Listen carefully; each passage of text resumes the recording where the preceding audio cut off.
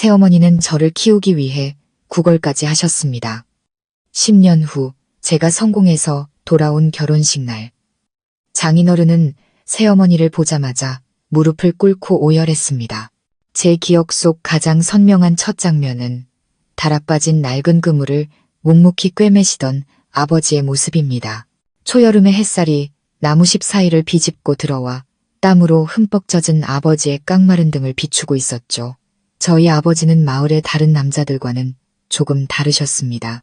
어릴 적 앓았던 소아마비 후유증으로 왼쪽 다리가 불편했던 아버지는 언제나 다리를 절뚝이며 걸으셨습니다. 걸음걸이는 위태로웠지만 아버지의 두 손은 그 누구보다 단단하고 섬세했습니다.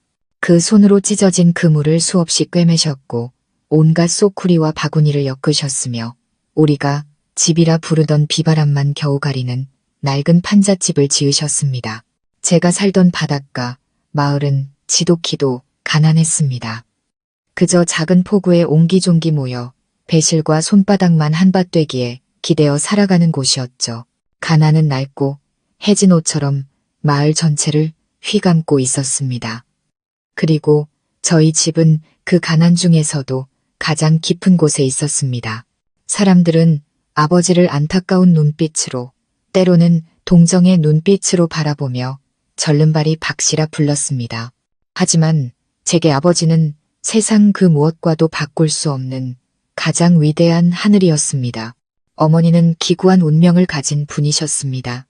마을 어른들의 말에 따르면 젊은 시절 어머니는 온 동네에서 가장 아름다운 처녀였고 집안도 꽤 넉넉했지만 끔찍한 홍수가 한순간에 가족과 집, 모든 것을 앗아갔다고 합니다. 홀로 남겨진 어머니는 정처 없이 떠돌다 운명처럼 아버지를 만나셨습니다. 불행한 두 사람이 서로에게 기댄 것이죠. 사람들은 수군거렸습니다. 어머니가 가여워서 저런다. 혹은 아버지가 복이 많아서 저런 미인을 얻었다. 하지만 저는 압니다.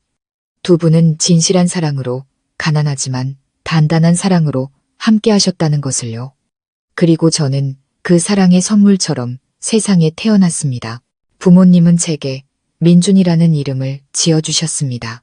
너그러운 마음으로 세상을 사랑하며 살라는 뜻이었죠. 제 어린 시절엔 새 옷도 번듯한 장난감도 없었습니다. 아버지를 따라 갯벌에 나가 조개를 캐고 해진 옷을 꿰매시는 어머니 옆에 앉아 저녁을 맞이하는 것이 제 유년의 전부였습니다. 저희 집 밥상은 늘 멀건 된장국에 김치가 전부였습니다. 어쩌다 아버지가 고기를 잡아오는 날은 온 동네 잔칫날처럼 기쁜 날이었죠. 비록 모든 것이 부족했지만 저희 작은 집에는 웃음이 끊이지 않았습니다. 달이 밝은 밤이면 아버지는 저를 등에 업고 방파제를 걸으며 저것이 북두칠성이고 저것이 샛별이라고 알려주시곤 했습니다. 나지막한 목소리로 흥부와 놀부, 콩쥐팥쥐 이야기를 들려주셨죠. 어머니는 자장가를 불러주시곤 했습니다. 맑고 고운 목소리는 아니었지만 그 안에는 슬픔과 따스함이 뒤섞인 깊은 무언가가 있었습니다. 어머니의 자장가는 고향의 잔잔한 파도처럼 저를 평온한 잠으로 이끌었습니다.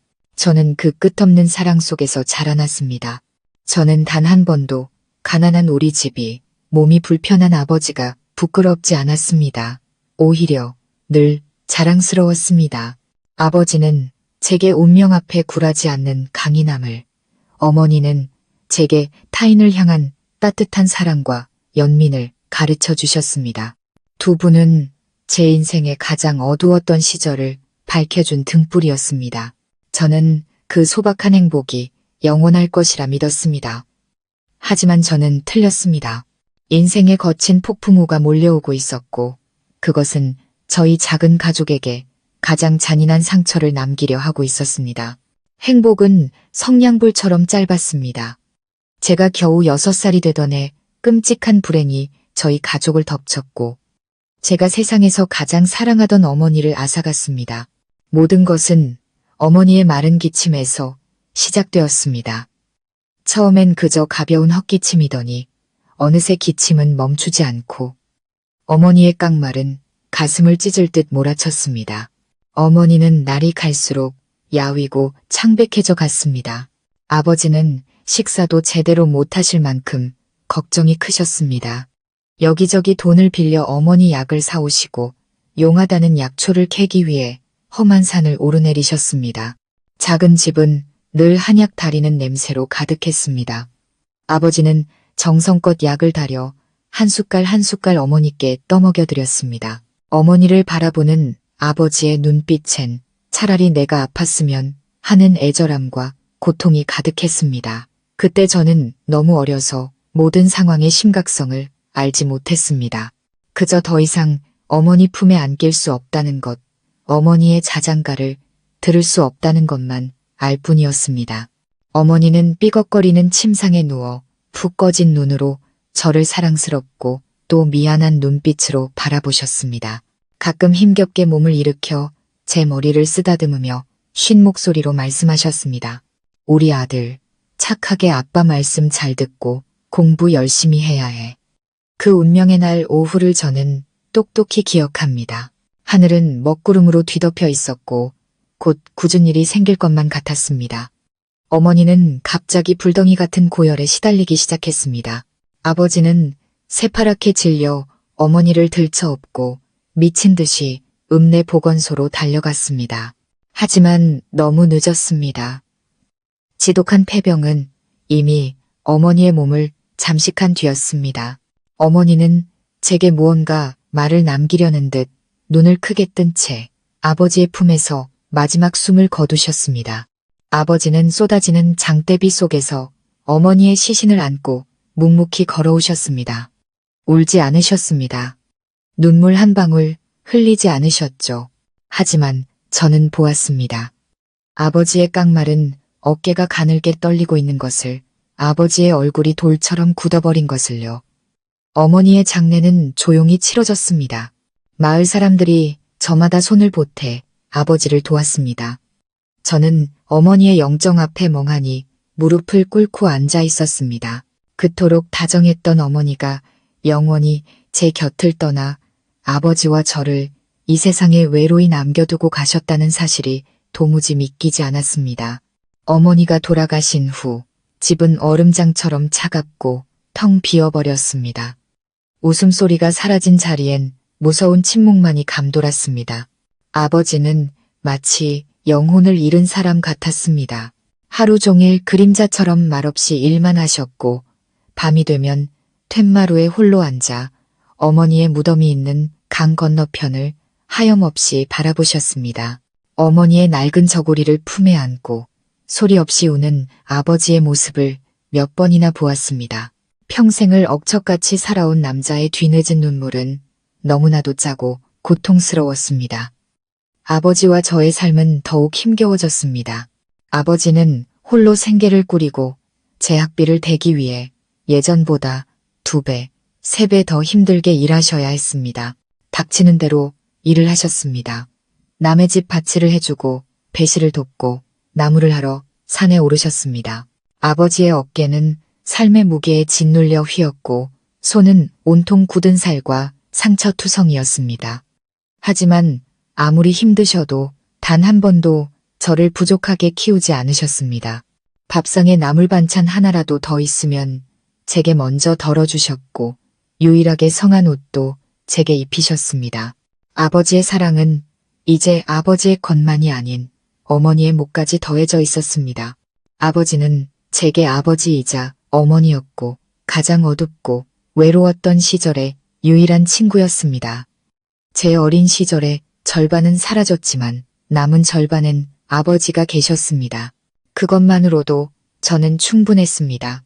그렇게 홀로 저를 키우시던 아버지의 힘겨운 삶은 1년 넘게 이어졌습니다. 여자의 온기 없는 밥상과 아들의 미래를 걱정하며 지새우는 밤들이었죠.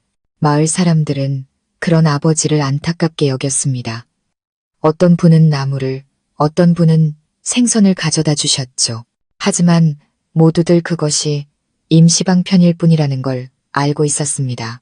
사람들은 아버지께 재혼해서 짐을 나누고 저를 돌봐줄 사람을 찾으라고 권했습니다.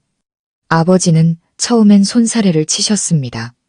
그저 저 하나만 보고 살겠다 하셨죠. 새어머니가 저를 미워할까봐, 제가 눈칫밥을 먹게 될까봐 두려워하셨습니다. 하지만 인연은 따로 있었나 봅니다. 어느 날 저희 마을에 낯선 아주머니 한 분이 나타났습니다. 이름은 미경. 듣자 하니 먼 아랫마을 사람이었는데 큰 전쟁통에 가족을 모두 잃고 이곳까지 흘러 들어왔다고 했습니다. 아주머니는 두 눈이 보이지 않았습니다. 눈은 뜨고 있었지만 아무것도 볼 수 없었죠. 사람들은 아주머니가 전쟁으로 남편과 자식을 잃은 슬픔에 너무 많이 울어서 눈이 멀었다고 수군거렸습니다. 아주머니는 마을 어귀에 작은 움막을 짓고 마을 사람들이 나눠주는 음식으로 하루하루를 연명했습니다. 마음이 따뜻했던 아버지는 그런 아주머니를 그냥 지나치지 못하셨습니다. 감자 몇 알이라도 쌀 한 줌이라도 가져다 주셨고 비바람을 막을 수 있도록 움막을 고쳐주시기도 했습니다. 두 분은 점점 더 많은 이야기를 나누었습니다. 아버지는 불행한 그 아주머니에게서 깊은 동질감을 느끼시는 듯 했습니다. 두 분은 똑같이 상실의 아픔을, 똑같은 외로움을 안고 있었으니까요. 그러던 어느 날 아버지가 미경 아주머니의 손을 잡고 집으로 오셨습니다. 그리고는 제게 머뭇거리며 말씀하셨습니다. 민준아, 이제부터 이분이 내 엄마다. 저는 어렸지만 엄마라는 단어가 얼마나 소중한지 알고 있었습니다. 저는 눈앞의 아주머니를 바라보았습니다. 깡마르고 고단해 보이는 얼굴이었지만 어딘지 모르게 인자한 기운이 느껴졌습니다. 아무것도 보지 못하는 그 눈이 마치 제 마음속을 꿰뚫어 보는 것 같았습니다. 저는 두려운 마음에 아버지 등 뒤로 숨었습니다. 저 아주머니가 아버지를 빼앗아갈까봐, 저 아주머니가 저를 미워할까봐 두려웠습니다. 그때 제 머릿속엔 동화책 콩쥐팥쥐 속의 못된 계모가 떠올랐습니다. 하지만 미경 아주머니, 아니 새어머니는 제 걱정과 달리 행동하셨습니다. 억지로 제게 다가오려 하지 않으셨죠. 그저 묵묵히 집안일을 하셨습니다. 눈이 보이지 않는데도 손놀림은 놀랍도록 빠르고 정확했습니다.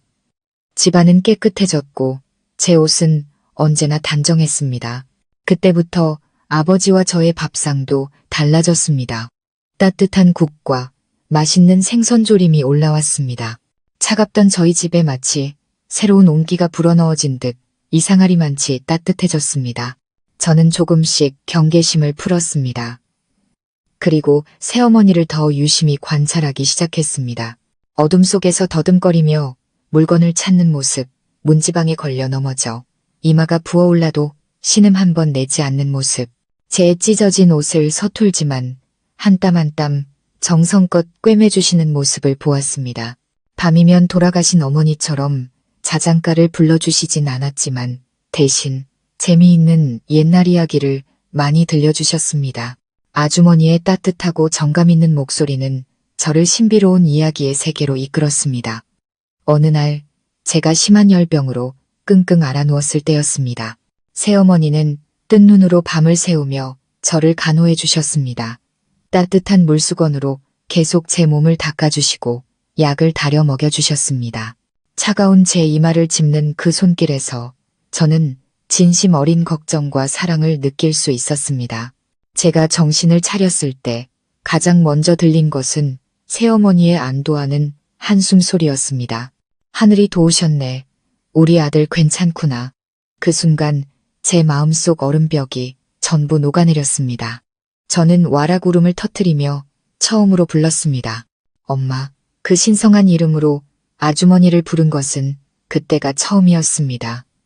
새어머니도 오셨습니다. 행복의 눈물이 뺨을 타고 흘러내렸습니다. 새어머니는 저를 꼭 껴안아 주셨습니다. 그 품은 돌아가신 어머니의 품처럼 따뜻했습니다. 그날 이후 제게는 두 번째 어머니가 생겼습니다. 저를 낳아주시진 않았고 제 얼굴을 볼 수도 없었지만 온 마음으로 저를 사랑해 주시는 어머니였습니다. 새어머니의 존재는 저희 가족에게 큰 변화를 가져왔습니다. 집은 더 이상 춥지 않았고 밥상은 더 이상 초라하지 않았습니다. 삶은 여전히 고단했지만 집 안에는 늘 웃음소리가 가득했습니다. 아버지는 천근만근 갔던 마음의 짐을 내려놓은 듯 보였습니다. 고된 하루 일을 마치고 돌아오면 따뜻한 밥상과 이야기를 나눌 사람이 있었으니까요. 아버지의 고단한 얼굴에도 웃음이 피어났습니다. 아버지와 새어머니는 저를 끔찍이 아끼셨습니다. 언제나 가장 좋은 것을 제게 먼저 주셨습니다. 밥그릇에 생선한 토막이라도 있으면 제게 얹어주셨고 새로 지은 옷이 있으면 제게 먼저 입히셨습니다. 그리고 두 분이 가장 중요하게 생각하신 것은 바로 제가 공부를 계속하는 것이었습니다. 글을 배워야 이 지긋지긋한 가난에서 벗어날 수 있다고 믿으셨기 때문입니다. 그 시절 저희 마을에서 아이가 학교에 다니는 것은 사치였습니다. 대부분의 아이들은 일찌감치 학교를 그만두고 집안일을 도와야 했습니다. 하지만 아버지와 새어머니는 달랐습니다. 가난은 평생 갈 수 있어도 배움은 평생 남는다고 믿으셨습니다. 우리 민준이는 똑똑하니까 끝까지 가르쳐야 해요. 그래야 나중에 사람 구실하고 살지. 우리처럼 힘들게 살게 할 순 없잖아요. 새어머니가 아버지께 그렇게 말씀하시는 것을 여러 번 들었습니다. 아버지도 고개를 끄덕이며 동의하셨죠. 맞아. 내가 소처럼 일해서라도 제 미래는 밝게 만들어줘야지. 그리하여 또래 친구들이 하나둘 학교를 그만둘 때 저는 계속 책가방을 멜 수 있었습니다. 학교까지는 걸어서 1시간이 넘는 먼 거리였습니다. 맑은 날엔 흙먼지를 뒤집어 써야 했고 비 오는 날엔 질퍽이는 진흙탕길을 걸어야 했지만 저는 단 한 번도 힘들다고 생각하지 않았습니다. 부모님의 고생을 알기에 실망시켜드리지 않기 위해 정말 열심히 공부했습니다. 저는 늘 반에서 1등을 놓치지 않았습니다. 제 책과 공책은 언제나 깨끗했습니다. 그 책 한 권을 사기 위해 부모님이 얼마나 많은 땀을 흘리셨는지 잘 알았기 때문입니다. 학교가 끝나면 저는 다른 아이들처럼 놀러 다니지 않았습니다. 새어머니를 돕기 위해 집안일을 도맡아 했습니다. 청소하고 밥을 짓고 빨래를 했죠. 어머니의 눈이 되어드렸습니다. 어머니가 찾으시는 물건을 가져다 드리고 가고 싶어 하시는 곳에 손을 잡고 모셔다 드렸습니다. 닭모이를 주고 텃밭에 물을 주며 아버지를 돕기도 했습니다. 고단했지만 저는 정말 행복했습니다. 저희 집 형편도 조금씩 나아지기 시작했습니다. 아버지의 성실함과 새어머니의 알뜰함 덕분에 더 이상 끼니를 걱정하지 않아도 되었습니다. 아버지는 돈을 조금 모아 비가 새던 지붕을 고치셨고 새어머니는 닭을 키워 가끔 달걀 반찬을 밥상에 올리셨습니다. 나아지는 살림을 보며 제 마음속에는 희망이 차올랐습니다. 온 가족이 서로 사랑하며 힘을 합치면 어떤 어려움도 이겨낼 수 있다고 믿었습니다. 저는 밝은 미래를 꿈꿨습니다. 언젠가 제가 성공해서 부모님께 호강시켜드리는 날을요. 하지만 인생은 결코 우리가 원하는 대로 흘러가지 않았습니다. 또 다른 비극이 저희 가족을 향해 다가오고 있었고 이번에는 지난번보다 훨씬 더 잔인하고 가혹했습니다. 제가 10살이 되던 해 제 세상은 또 한 번 무너져 내렸습니다. 우리가 애써 가꾼 그 작고 연약한 행복이 영원할 것이라 믿었는데 운명은 또다시 저희에게 치명타를 날렸습니다. 그해 겨울은 유난히 추웠습니다. 칼바람이 낡은 판잣집 틈새로 스며들어와 집안을 더욱 춥게 만들었습니다. 다가오는 설을 준비하고 제게 따뜻한 옷 한 벌이라도 사주시기 위해 아버지는 더 열심히 일하셔야 했습니다. 농사일 외에도 마을 뒷산에 올라가 나무를 해다 팔기 시작하셨습니다. 그 산은 험하고 높아 사람들이 잘 가지 않는 곳이었지만 대신 땔감이 많고 질이 좋았습니다. 그날 아침 며칠간 내리던 비가 그치고 모처럼 해가 났습니다. 아버지는 이른 새벽부터 일어나셨습니다.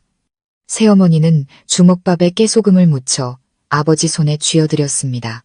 아버지는 제 머리를 쓰다듬으며 말씀하셨습니다. 민준아, 집에서 엄마 잘 돌보고 있어. 아빠, 금방 다녀올게. 저녁엔 맛있는 거 사올게. 아버지의 미소는 아침 햇살처럼 따뜻했지만 어째서인지 제 마음속에선 불길한 예감이 피어올랐습니다. 저는 아버지의 옷자락을 붙잡고 따라가겠다고 떼를 썼지만 아버지는 허락하지 않으셨습니다. 산길이 미끄럽고 위험해서 아이는 갈 수 없다고 하셨죠. 아버지는 지게를 짊어지고 톱을 든 채 마을 어귀 대나무 숲 뒤로 사라지셨습니다. 절뚝이는 아버지의 긴 그림자가 흙길 위에 드리워졌습니다. 저는 아버지의 모습이 작은 점이 되어 사라질 때까지 그 자리에 서서 아버지를 바라보았습니다. 그날 온종일 제 마음은 불길처럼 타들어갔습니다. 안절부절 못하며 계속해서 대문 밖을 내다보았죠. 새어머니가 그런 저를 보며 물으셨습니다. 왜 그러니? 아빠 걱정돼서 그래. 괜찮아. 내 아빠는 산길에 익숙하시잖니. 아무 일 없을 거야. 어머니의 위로도 저를 안심시키지는 못했습니다. 해가 지고 차가운 저녁 안개가 자욱하게 깔리기 시작했는데도 아버지는 돌아오지 않으셨습니다. 어머니가 차려주신 저녁밥은 차갑게 식어갔습니다. 제 마음은 점점 더 타들어갔습니다. 더 이상 기다릴 수 없었습니다. 저는 어머니께 말씀드렸습니다. 엄마, 저 아빠 찾아올게요. 어머니가 놀라 저를 말리셨지만 저는 듣지 않았습니다. 호롱불 하나를 집어들고 미친 듯이 집을 뛰쳐나와 산을 향해 달렸습니다. 어둠은 순식간에 내렸고 산으로 가는 길은 미끄럽고 가팔랐습니다. 칼날 같은 바람이 제 귓가를 스쳤습니다. 저는 걸으며 목이 터져라 외쳤습니다. 아빠, 아빠 어디 계세요? 제 목소리는 텅 빈 산 속에서 공허하게 맴돌다 메아리가 되어 돌아올 뿐이었습니다. 무서웠지만 아버지를 향한 걱정이 더 컸습니다. 저는 다리가 풀릴 때까지 걷고 또 외쳤습니다. 거의 절망하려던 순간 저 멀리서 횃불을 든 마을 사람들이 내려오고 있었습니다. 그들은 산에서 일하는 분들이었는데 날이 저물도록 아버지가 돌아오지 않자 저처럼 아버지를 찾아 나선 것이었습니다. 앞장서시던 이장님께서 저를 보시고는 어른들이 찾을 테니 어서 집으로 돌아가라고 하셨습니다. 하지만 저는 싫다고 버티며 그분들 뒤를 따랐습니다. 우리는 더 깊은 숲속으로 들어갔습니다. 아버지를 부르는 소리가 사방에서 울려 퍼졌습니다. 그때 누군가 비명을 질렀습니다. 모두가 그곳으로 달려갔습니다. 흔들리는 횃불 아래 끔찍한 광경이 눈앞에 펼쳐졌습니다. 아버지가 거대한 고목 아래 쓰러져 계셨고 그 옆에는 가득 채운 나무찜이 있었습니다. 썩어서 사가버린 거대한 나뭇가지가 부러져 아버지의 몸 위를 덮치고 있었습니다. 아버지의 머리에서 흘러나온 피가 주변 흙을 붉게 물들이고 있었습니다. 저는 세상이 멈추는 것을 느꼈습니다. 귀는 멍멍해졌고 눈앞이 캄캄해졌습니다. 저는 겨우 아빠 하고 비명을 지르며 그 자리에 쓰러졌습니다. 사람들이 몰려와 저를 흔들어 깨우고 아버지를 그곳에서 꺼내려 애썼습니다. 하지만 모든 것이 너무 늦었습니다. 아버지는 차갑고 외로운 산속에서 마지막 숨을 거두신 뒤였습니다. 아버지를 잃은 슬픔은 어머니를 잃었을 때보다 훨씬 더 격렬하고 잔인하게 제게 다가왔습니다. 그것은 제 여린 심장에 비수를 꽂는 것과 같았습니다. 저는 더 이상 흘릴 눈물조차 없었습니다. 그저 차갑게 식어버린 아버지의 곁에 멍하니 앉아 있었습니다. 제 하늘은 완전히 무너져 내렸습니다. 제 삶을 이끌어주던 유일한 빛이 꺼져버린 것입니다. 이제 이 세상에 저에게 남은 사람은 앞을 보지 못하는 새어머니 한 분뿐이었습니다. 거친 세상의 풍파 속에서 우리 두 사람의 미래는 과연 어떻게 될까요? 아버지의 장례식은 어머니의 장례식보다 더욱 쓸쓸하게 치러졌습니다. 가뜩이나 낡고 위태롭던 집은 더욱 춥고 삭막해졌습니다. 새어머니는 소리내어 울지 않으셨습니다. 그저 아버지의 관 옆에 조용히 앉아 깡마른 손으로 차가운 관을 어루만지실 뿐이었습니다. 보이지 않는 어머니의 눈에서는 눈물이 흐르지 않았지만 그 마음속 슬픔은 아마 바다보다 더 깊었을 겁니다. 자신을 유일하게 사랑해주고 보살펴주던 남자를 폭풍우 치는 인생의 마지막 기둥을 이르셨으니까요. 그리고 저는 그 끔찍한 충격 이후 말을 잃고 말수가 적은 아이가 되었습니다. 10살짜리 아이가 감당하기엔 너무나 큰 슬픔이었습니다.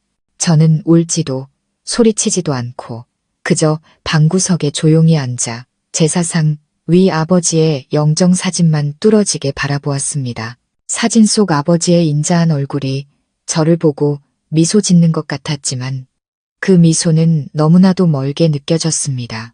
또다시 고아가 되었다는 감정이 제 마음을 갈기갈기 찢어 놓았습니다.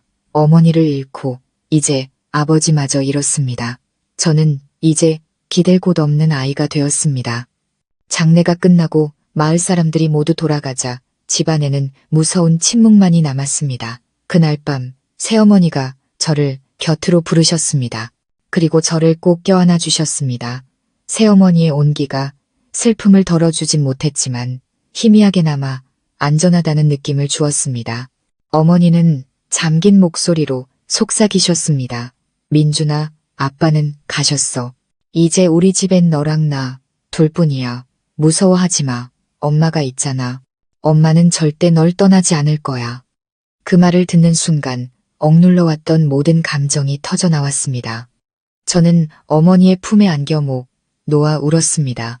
기구한 제 운명을 향해, 돌아가신 아버지와 어머니를 향해, 그리고 암담한 미래를 향해 울부짖었습니다. 새어머니도 저를 따라 우셨습니다. 그렇게 우리는 캄캄한 밤 서로를 부둥켜 안고 한참을 울었습니다. 눈물은 서로 뒤섞여 짜디 짰습니다. 그 후의 나날들은 제 인생에서 가장 어두운 시간이었습니다. 당장 먹고 사는 것이 가장 큰 걱정이 되었습니다. 장례식 때 마을 분들이 쥐어주신 얼마 안 되는 돈도 금세 바닥이 났습니다. 어둠 속에서 더듬거리며 힘겹게 움직이시는 눈먼 어머니를 볼 때마다 제 가슴은 미어졌습니다. 저는 더 이상 어린아이가 아니라고 생각했습니다. 제가 이 집의 가장으로서 책임을 져야 했습니다. 며칠 밤낮을 고민한 끝에 저는 결심을 했습니다. 새어머니 앞에 서서 저는 또렷한 목소리로 말했습니다. 엄마, 저 이제 학교 안 갈래요. 제가 이래서 엄마를 먹여 살릴게요. 쌀을 고르시던 새어머니의 손이 멈췄습니다. 감정 없는 얼굴을 제 쪽으로 돌리셨지만 그 목소리에서는 놀라움이 느껴졌습니다. 너 뭐라고 했니? 저 학교 그만두겠다고요. 저 이제 다 컸어요. 나가서 돈 벌 수 있어요. 엄마 혼자 고생하게 둘 수 없어요. 제가 단호하게 말했습니다. 그러자 새어머니는 벌떡 일어나 더듬거리며 벽에 세워둔 지팡이를 찾으셨습니다. 그리고는 떨리는 걸음으로 제게 다가오셨습니다. 그렇게 화가 난 어머니의 모습은 처음이었습니다. 누가 너한테 그런 생각을 하라고 했어? 누가 너한테 학교를 그만둘 권리를 줬냔 말이다. 내 아빠가 죽기 전에 너만큼은 꼭 공부시켜서 사람 만들라고 나한테 신신당부를 했어. 네, 아빠와의 약속을 내가 어기게 만들 셈이냐. 하지만 집에 쌀이 다 떨어졌잖아요. 엄마가 굶는 걸 보면서 제가 어떻게 편하게 앉아 글 공부를 해요. 저도 목소리를 높여 대들었습니다. 굶는 건 내가 굶으면 돼.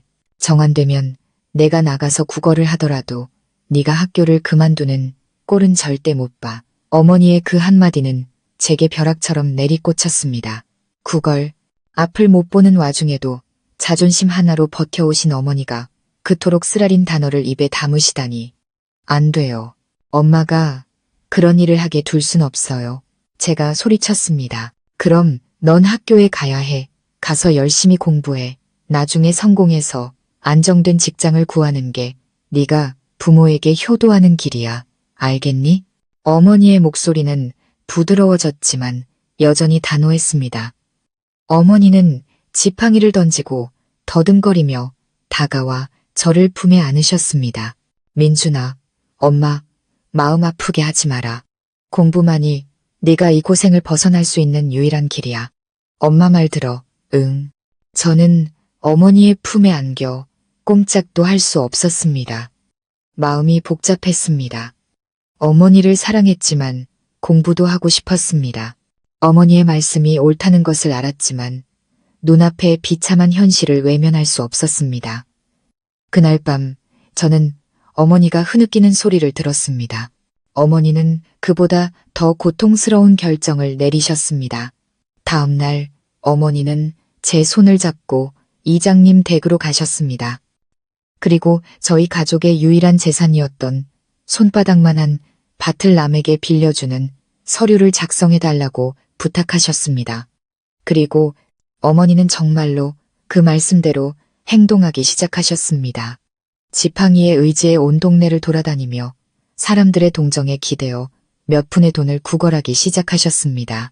제가 학교에 계속 다닐 수 있도록 말입니다. 그때부터 어머니의 깡마른 어깨 위, 그리고 제 어린 어깨 위의 짐은 더욱 무거워졌습니다. 그날 이후 저와 어머니의 삶은 비참함의 연속이었습니다. 매일 아침 제가 책가방을 챙겨 학교에 갈 준비를 할 때면 어머니는 이미 지팡이를 짚고 집을 나서고 계셨습니다. 낡은 바구니를 든 채 눈먼 어머니가 비틀거리며 마을길을 걷는 모습은 제 심장을 도려내는 칼날 같았습니다. 어머니의 한 걸음, 한 걸음이 마치 제 자존심을 짓밟는 것 같아 숨이 막힐 듯 고통스러웠습니다. 학교에서는 도저히 수업에 집중할 수가 없었습니다. 제 머릿속엔 온통 저 밖에서 뜨거운 햇볕과 차가운 비를 맞으며 사람들의 동정을 구하고 계실 어머니의 모습만이 맴돌았습니다. 창피했습니다.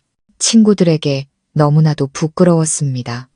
아무도 저를 놀리지 않았지만 저는 언제나 저를 향한 동정과 호기심 어린 시선을 느낄 수 있었습니다. 저는 고개를 푹 숙이고 다녔습니다. 차라리 투명 인간이 되고 싶었습니다. 어머니가 구걸에서 쥐어주시는 동전 몇 푼으로 공책과 연필을 살 때면 그 돈이 바위처럼 무겁게 느껴졌습니다. 그것은 단순한 돈이 아니었습니다. 어머니의 땀과 눈물, 그리고 수치심이었습니다. 점심시간이면 저는 허겁지겁 집으로 달려왔습니다. 어머니의 얼굴을 보고 싶어서였습니다. 우리 두 사람의 점심은 늘 묽은 죽 한 그릇이 전부였습니다. 하지만 그렇게 초라한 밥상에서도 어머니는 언제나 가장 맛있는 부분을 제게 덜어주셨습니다. 어느 날 어머니가 달걀 하나를 얻어 오셨습니다. 어머니는 달걀을 삶아 껍질을 깐 뒤 제 밥그릇에 넣어주시며 말씀하셨습니다. 엄마는 달걀 싫어해. 너나 먹고 힘내서 공부해. 저는 밥그릇 속 달걀과 어머니의 묽은 죽, 그릇을 번갈아 보았습니다. 눈물이 핑 돌았습니다. 어머니가 거짓말을 하고 계신다는 걸 알았습니다. 평생을 고생만 하신 어머니가 달걀을 싫어하실 리 없었습니다. 저 안 먹어요. 엄마 드세요. 하루 종일 힘드셨잖아요. 엄마가 드셔야 힘내시죠. 제가 달걀을 어머니 쪽으로 밀었습니다. 이 녀석이 엄마가 싫다는데도 안 먹으면 엄마 화낼 거다. 어머니는 단호하게 말씀하시며 다시 달걀을 제게 미셨습니다. 그 실랑이는 언제나 제가 눈물을 머금고 달걀을 먹는 것으로 끝이 났습니다. 저는 아무 맛도 느낄 수 없었습니다. 그저 눈물의 짠맛과 제 자신의 무력함만이 느껴질 뿐이었습니다. 저는 마음속으로 다짐했습니다. 나중에 꼭 돈을 많이 벌어서 산의 진미를 사들여서 이 고생을 갚아드리겠다고요. 시간은 그렇게 결핍과 서러움 속에서 흘러갔습니다. 가난과 배고픔은 끈질기게 우리 모자를 괴롭혔습니다. 제가 입고 다니는 교복은 어깨가 해지고 소매가 닳았고 신발은 밑창이 다 달아빠졌습니다. 저는 새 것을 사달라고 조를 수가 없었습니다. 옷 한 벌을 사기 위해 어머니가 얼마나 더 많은 사람 앞에서 고개를 숙여야 하는지 알았기 때문입니다. 저는 스스로 옷을 꿰매고 끊어진 신발끈을 묶는 법을 배웠습니다. 열등감은 제 안에서 점점 커져갔습니다. 저는 말이 없고 내성적인 아이가 되어 오직 책에만 파고들었습니다. 그것만이 유일한 탈출구였습니다. 공부, 오직 공부만이 어머니와 저를 이 가난의 늪에서 구해줄 유일한 길이었습니다. 하지만 저는 몰랐습니다. 하늘의 시련은 아직 끝나지 않았다는 것을요. 또 다른 재앙이 예고 없이 잔인하게 우리를 덮치려 하고 있었습니다. 그의 장마는 유난히 일찍 시작되었습니다. 며칠 동안 쉴 새 없이 폭우가 쏟아졌습니다. 마을 앞 강물은 흙탕물로 변해 무섭게 불어나고 있었습니다. 빗속을 뚫고 지팡이를 짚고 집을 나서는 어머니를 볼 때마다 제 마음은 타들어갔습니다. 며칠만이라도 집에 계시라고, 비가 그치면 나가시라고 애원했습니다. 하지만 어머니는 듣지 않으셨습니다. 하루를 쉬면 다음 달 내 학비는 어디서 나오니? 그리고 그 끔찍한 날이 오고야 말았습니다. 그날 오후 하늘에 구멍이라도 뚫린 듯 비가 쏟아졌습니다. 저는 교실에 앉아 있었지만 마음은 콩밭에 가 있었습니다. 거센 바람이 창문을 때리는 소리에 가슴이 철렁 내려앉았습니다. 창밖은 온통 빗줄기로 하얗게 보일 뿐이었습니다.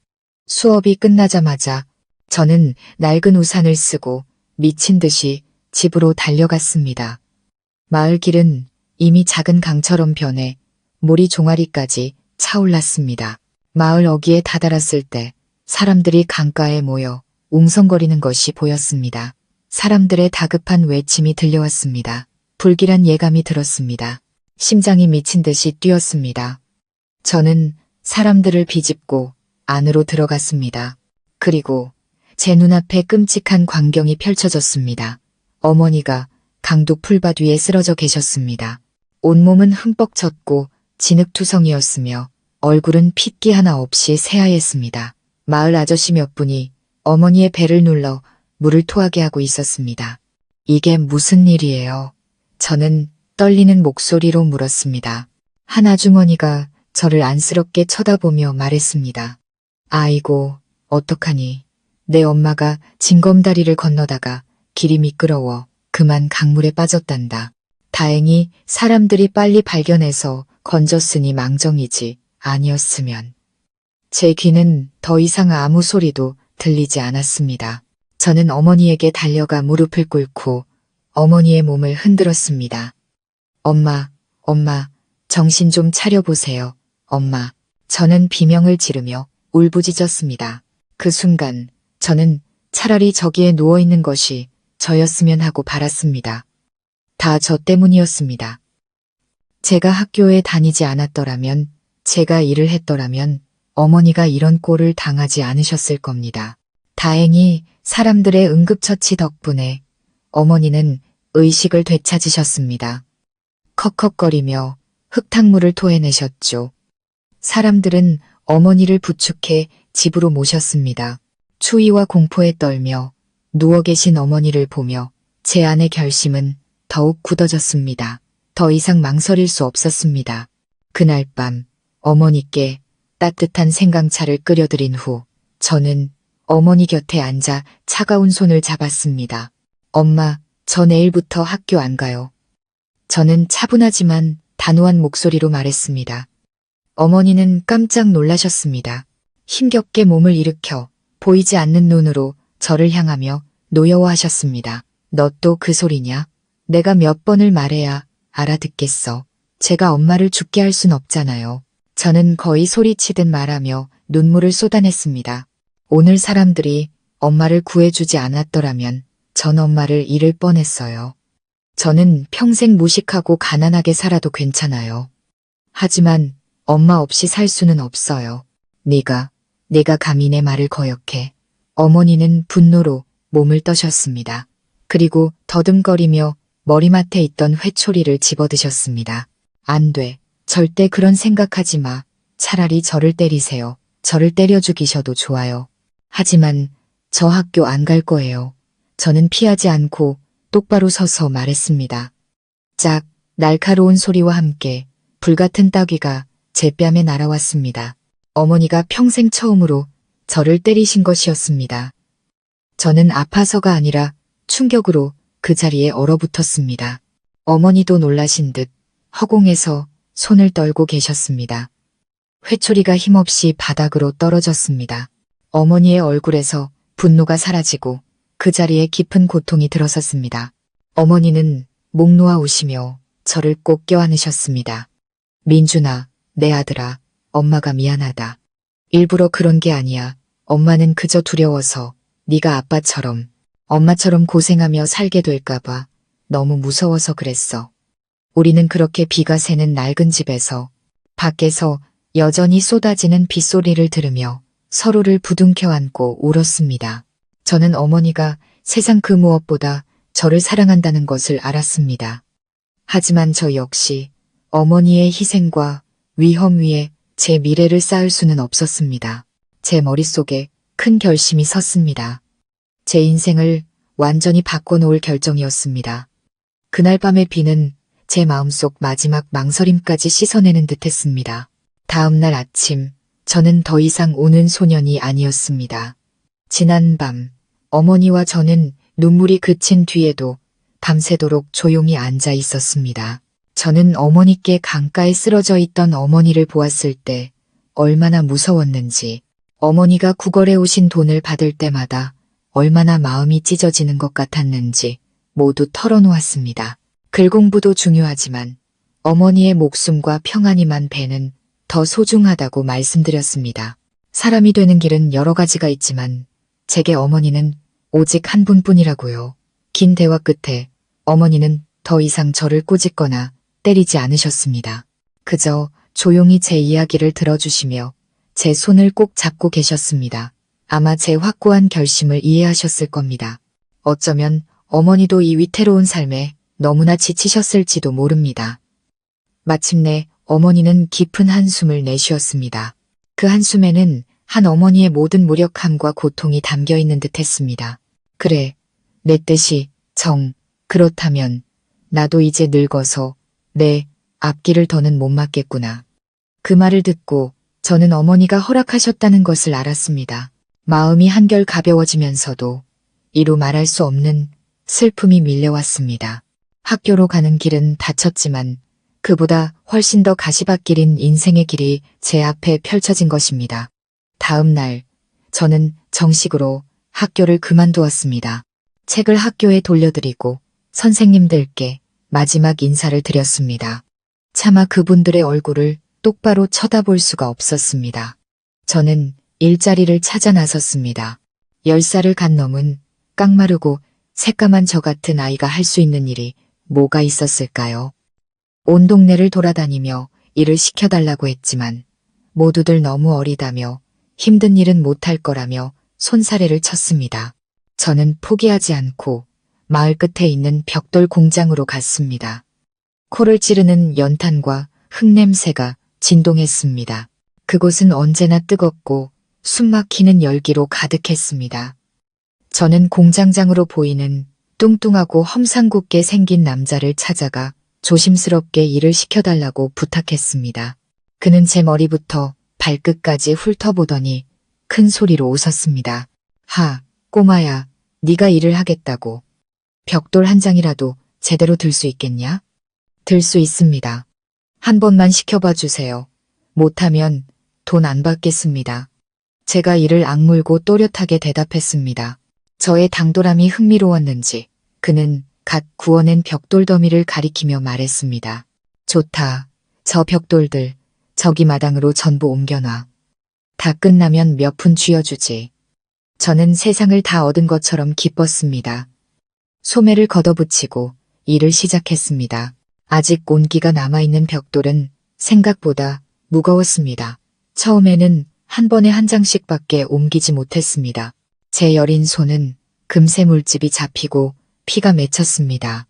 허리는 끊어질 듯 아팠고 땀은 비 오듯 쏟아져 흙먼지와 뒤엉켜 얼굴을 뒤덮었습니다. 하지만 저는 포기하지 않았습니다. 집에서 저를 기다리고 계실 어머니를 생각하며 이를 악물고 버텼습니다. 한 번에 2장, 그리고 3장씩 옮기는 요령도 터득했습니다. 그렇게 저는 아침부터 해가 질 때까지 쉴 새 없이 일했습니다. 마지막 벽돌 한 장을 옮겼을 때 제 몸은 너덜너덜해진 것 같았습니다. 공장장은 약속대로 제게 동전 몇 잎을 던져주었습니다. 제 땀과 눈물로 번 첫 돈을 손에 쥐었을 때 가슴속에서 뭉클한 무언가가 차올랐습니다. 그날부터 저는 벽돌 공장의 정식 인부가 되었습니다. 일은 고되고 몸에 해로웠습니다. 매일 먼지 가득한 공기를 마셔야 했고 햇볕과 불기운의 피부는 새까맣게 타들어갔습니다. 손은 굳은 살이 박여 딱딱해졌지만 대신 제 손으로 돈을 벌어 어머니를 모실 수 있게 되었습니다. 우리 모자의 밥상에는 더 이상 묽은 죽이 아닌 흰쌀밥이 그리고 말린 생선과 나물 반찬이 올라왔습니다. 맛있게 식사하시는 어머니의 모습을 보면 제 모든 피로가 눈 녹듯 사라지는 것 같았습니다. 벽돌 공장에서 한동안 일하자 저의 성실함을 눈여겨본 한 나이든 인부 아저씨가 저를 건설 현장 일에 소개해 주셨습니다. 공사장 막노동은 벽돌 나르는 일보다 훨씬 힘들었습니다. 물을 길어 시멘트를 캐고 아슬아슬한 비계 위로 벽돌을 전할라야 했습니다. 너무 힘들어서 주저앉고 싶을 때가 한두 번이 아니었지만 어머니를 편안하게 모시겠다는 약속을 떠올리며 다시 일어섰습니다. 저는 빠르게 일을 배웠습니다. 시멘트를 잘 섞는 법부터 벽돌을 안전하고 신속하게 옮기는 법까지. 다른 인부 아저씨들도 저의 부지런함과 배우려는 자세를 좋게 봐주셨습니다. 저는 비록 나이는 어렸지만 어엿한 어른처럼 일하며 눈먼 어머니의 유일한 가장이 되었습니다. 세월은 흘러 저는 노동자의 삶에 익숙해졌습니다. 학교를 그만둔 지 어느덧 3년이 지났습니다. 깡마르고 약했던 소녀는 어느새 15에 다부지고 건장한 청년으로 자라 있었습니다.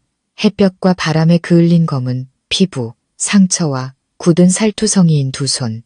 삶의 무게는 저를 또래 친구들보다 훨씬 더 단단하고 어른스럽게 만들었습니다. 우리 모자의 삶은 여전히 넉넉하진 않았지만 예전보다 훨씬 안정되었습니다. 이제 어머니께 따뜻한 밥과 옷을 해드릴 수 있게 되었습니다. 제 마음속에 유일한 슬픔으로 남은 것은 바로 어머니의 눈이었습니다. 어머니는 여전히 어둠 속에 갇혀 계셨습니다. 저는 어머니가 다시 빛을 볼 수 있기를, 훌쩍 커버린 제 모습을 볼 수 있기를 간절히 바랐습니다. 그러던 어느 날 우연히 희망의 빛이 보였습니다. 그날도 저는 옆 동네 건설 현장에서 일하고 있었습니다. 점심시간 인부 아저씨들이 나누는 이야기를 듣게 되었습니다. 읍내에 어떤 병이든 고치는 용한 한의사가 있다는 이야기였습니다. 한 아저씨가 신이 나서 말했습니다. 그 한의사 양반 정말 용하긴 용하더라. 우리 동네 김씨 아들이 태어날 때부터 말을 못했는데 거기서 침 맞고 약 먹은 지 반년 만에 말을 더듬더듬하기 시작했다니까. 다른 아저씨가 거들었습니다. 나도 들었어. 심지어 눈먼 사람도 고쳤다는 소문이 있더라니까. 몇 년 동안 앞을 못 보던 사람을 그 양반이 고쳐줬대. 정말 믿을 수가 없다니까. 그 이야기는 제게 전율처럼 다가왔습니다. 눈먼 것도 고칠 수 있다고? 심장이 세차게 뛰기 시작했습니다. 희미하지만 강렬한 희망이 제 마음속에 피어올랐습니다. 저는 서둘러 그 한의원의 위치와 치료 방법에 대해 자세히 물었습니다. 그 한의원은 여기서 20km나 떨어진 읍내 중심가에 있었고 치료비도 만만치 않다고 했습니다. 치료비 이야기에 잠시 마음이 무거워졌지만 곧 더 강한 의지가 솟아올랐습니다. 돈은 벌면 되지만 어머니가 다시 눈을 뜰 기회는 놓칠 수 없었습니다. 그날부터 저는 새로운 계획을 세웠습니다. 이전보다 훨씬 더 악착같이 일했습니다. 물 깃기, 장작 패기 등 사람들이 시키는 일은 무엇이든 했습니다. 제 밥은 소금에 찍은 맨밥이 전부였습니다. 그렇게 번 돈은 모두 대나무 통에 차곡차곡 모았습니다. 1년 가까이 뼈 빠지게 일하고 돈을 모은 끝에 마침내 꽤 큰 돈이 모였습니다. 저는 어머니를 모시고 병원에 가기로 결심했습니다. 제 계획을 말씀드리자 어머니는 처음엔 손사래를 치셨습니다. 아니다, 민준아. 쓸데없는데 돈 쓰지 마라. 내 눈은 이 지경이 된 지 몇 년인데 고친다고 나을 리가 있겠니? 그 돈 모아서 내 자신을 위해 써. 나중에 장가도 가야지.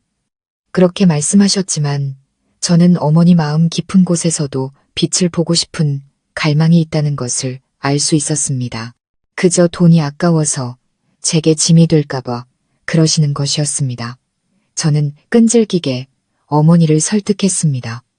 이것이 제 평생의 가장 큰 소원이라고, 한번 시도조차 해보지 않으면 평생 후회할 것 같다고 말씀드렸습니다. 마침내 제 고집에 어머니도 허락하셨습니다. 다음 날 아침 우리는 아주 일찍 일어났습니다. 저는 난생 처음으로 용달차를 빌렸습니다. 우리 모자에게는 최고급 승용차나 다름없었습니다. 읍내로 가는 길은 울퉁불퉁했지만 제 마음은 기쁨으로 가득 차 있었습니다. 저는 어머니의 손을 잡고 복잡한 시내를 걸었습니다. 모든 것이 신기했습니다.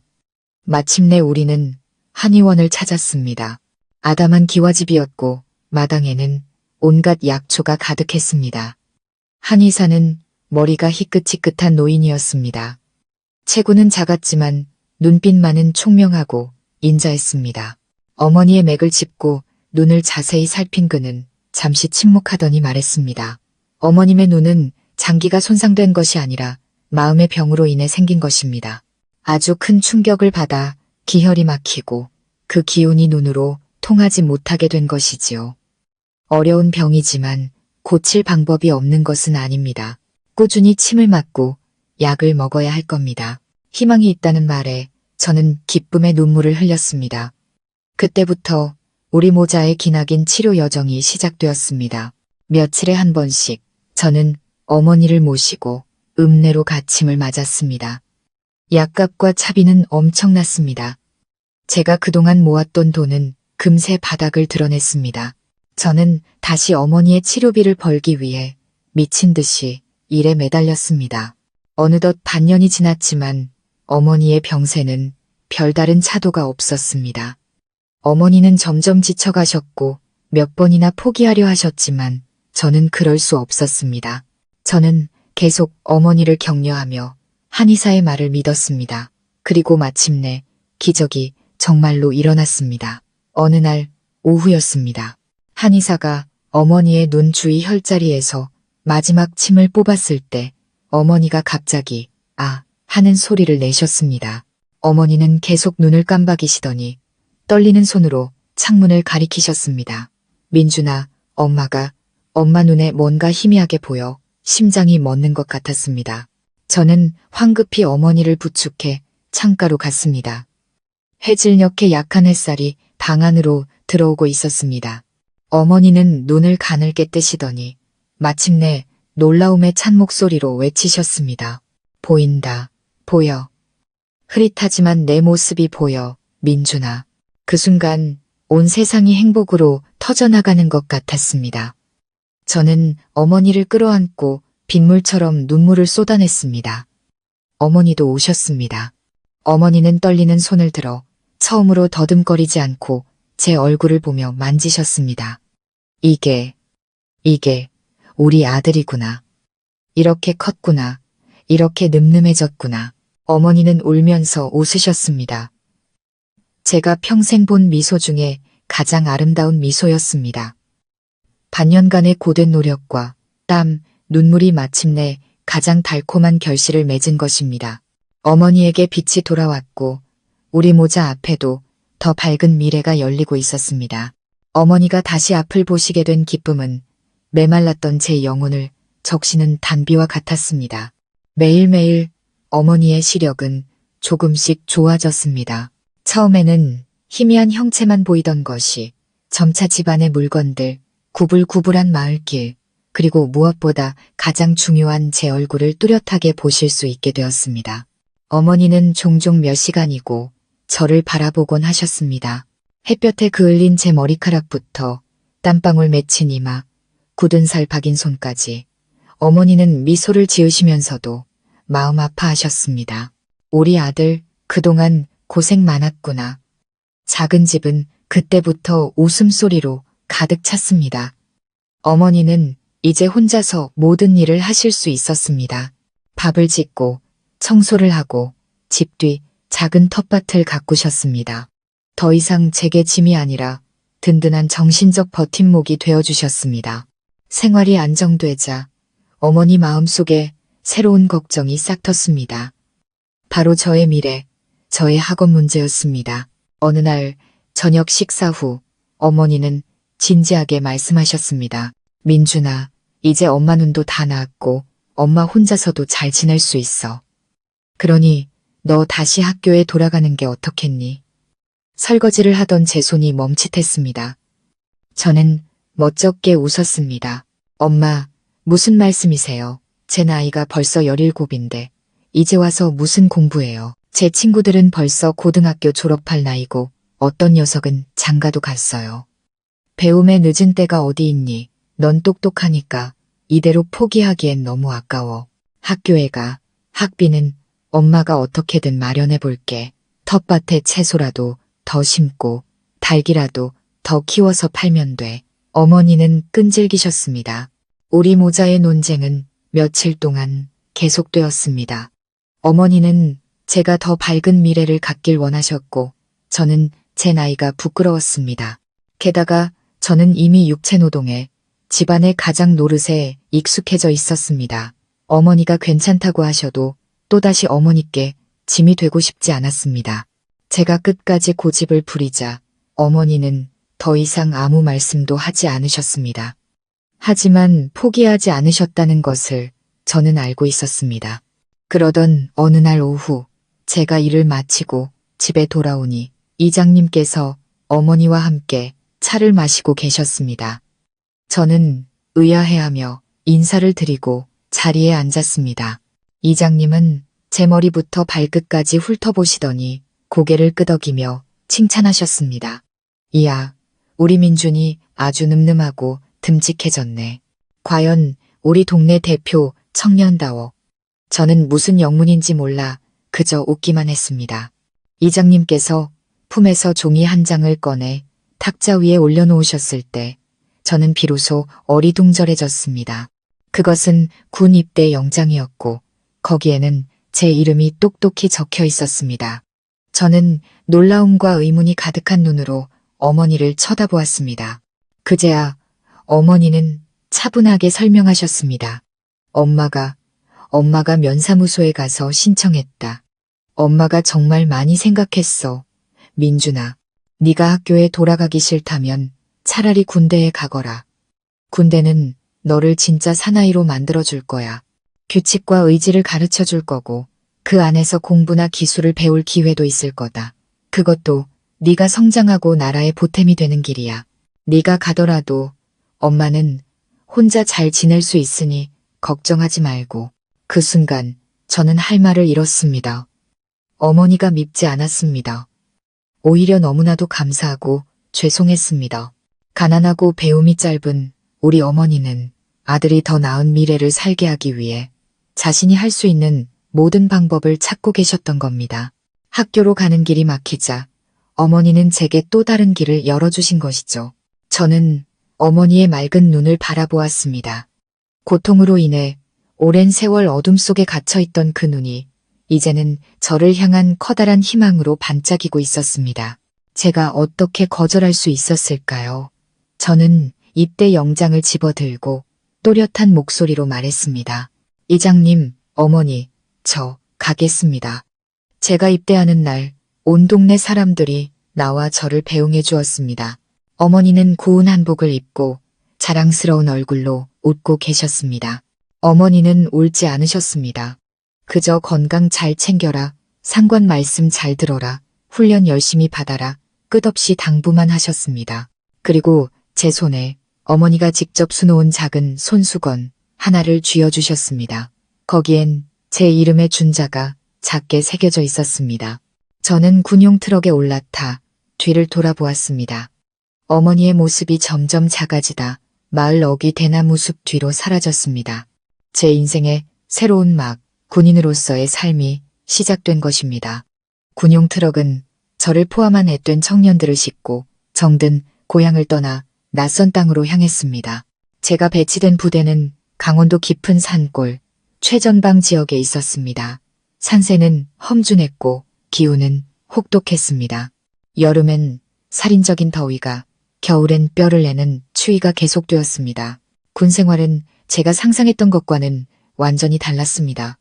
모든 것은 칼 같은 군기 아래 이루어졌습니다. 기상, 점호, 식사, 취침까지 모든 것이 정해진 시간에 따라 움직였습니다.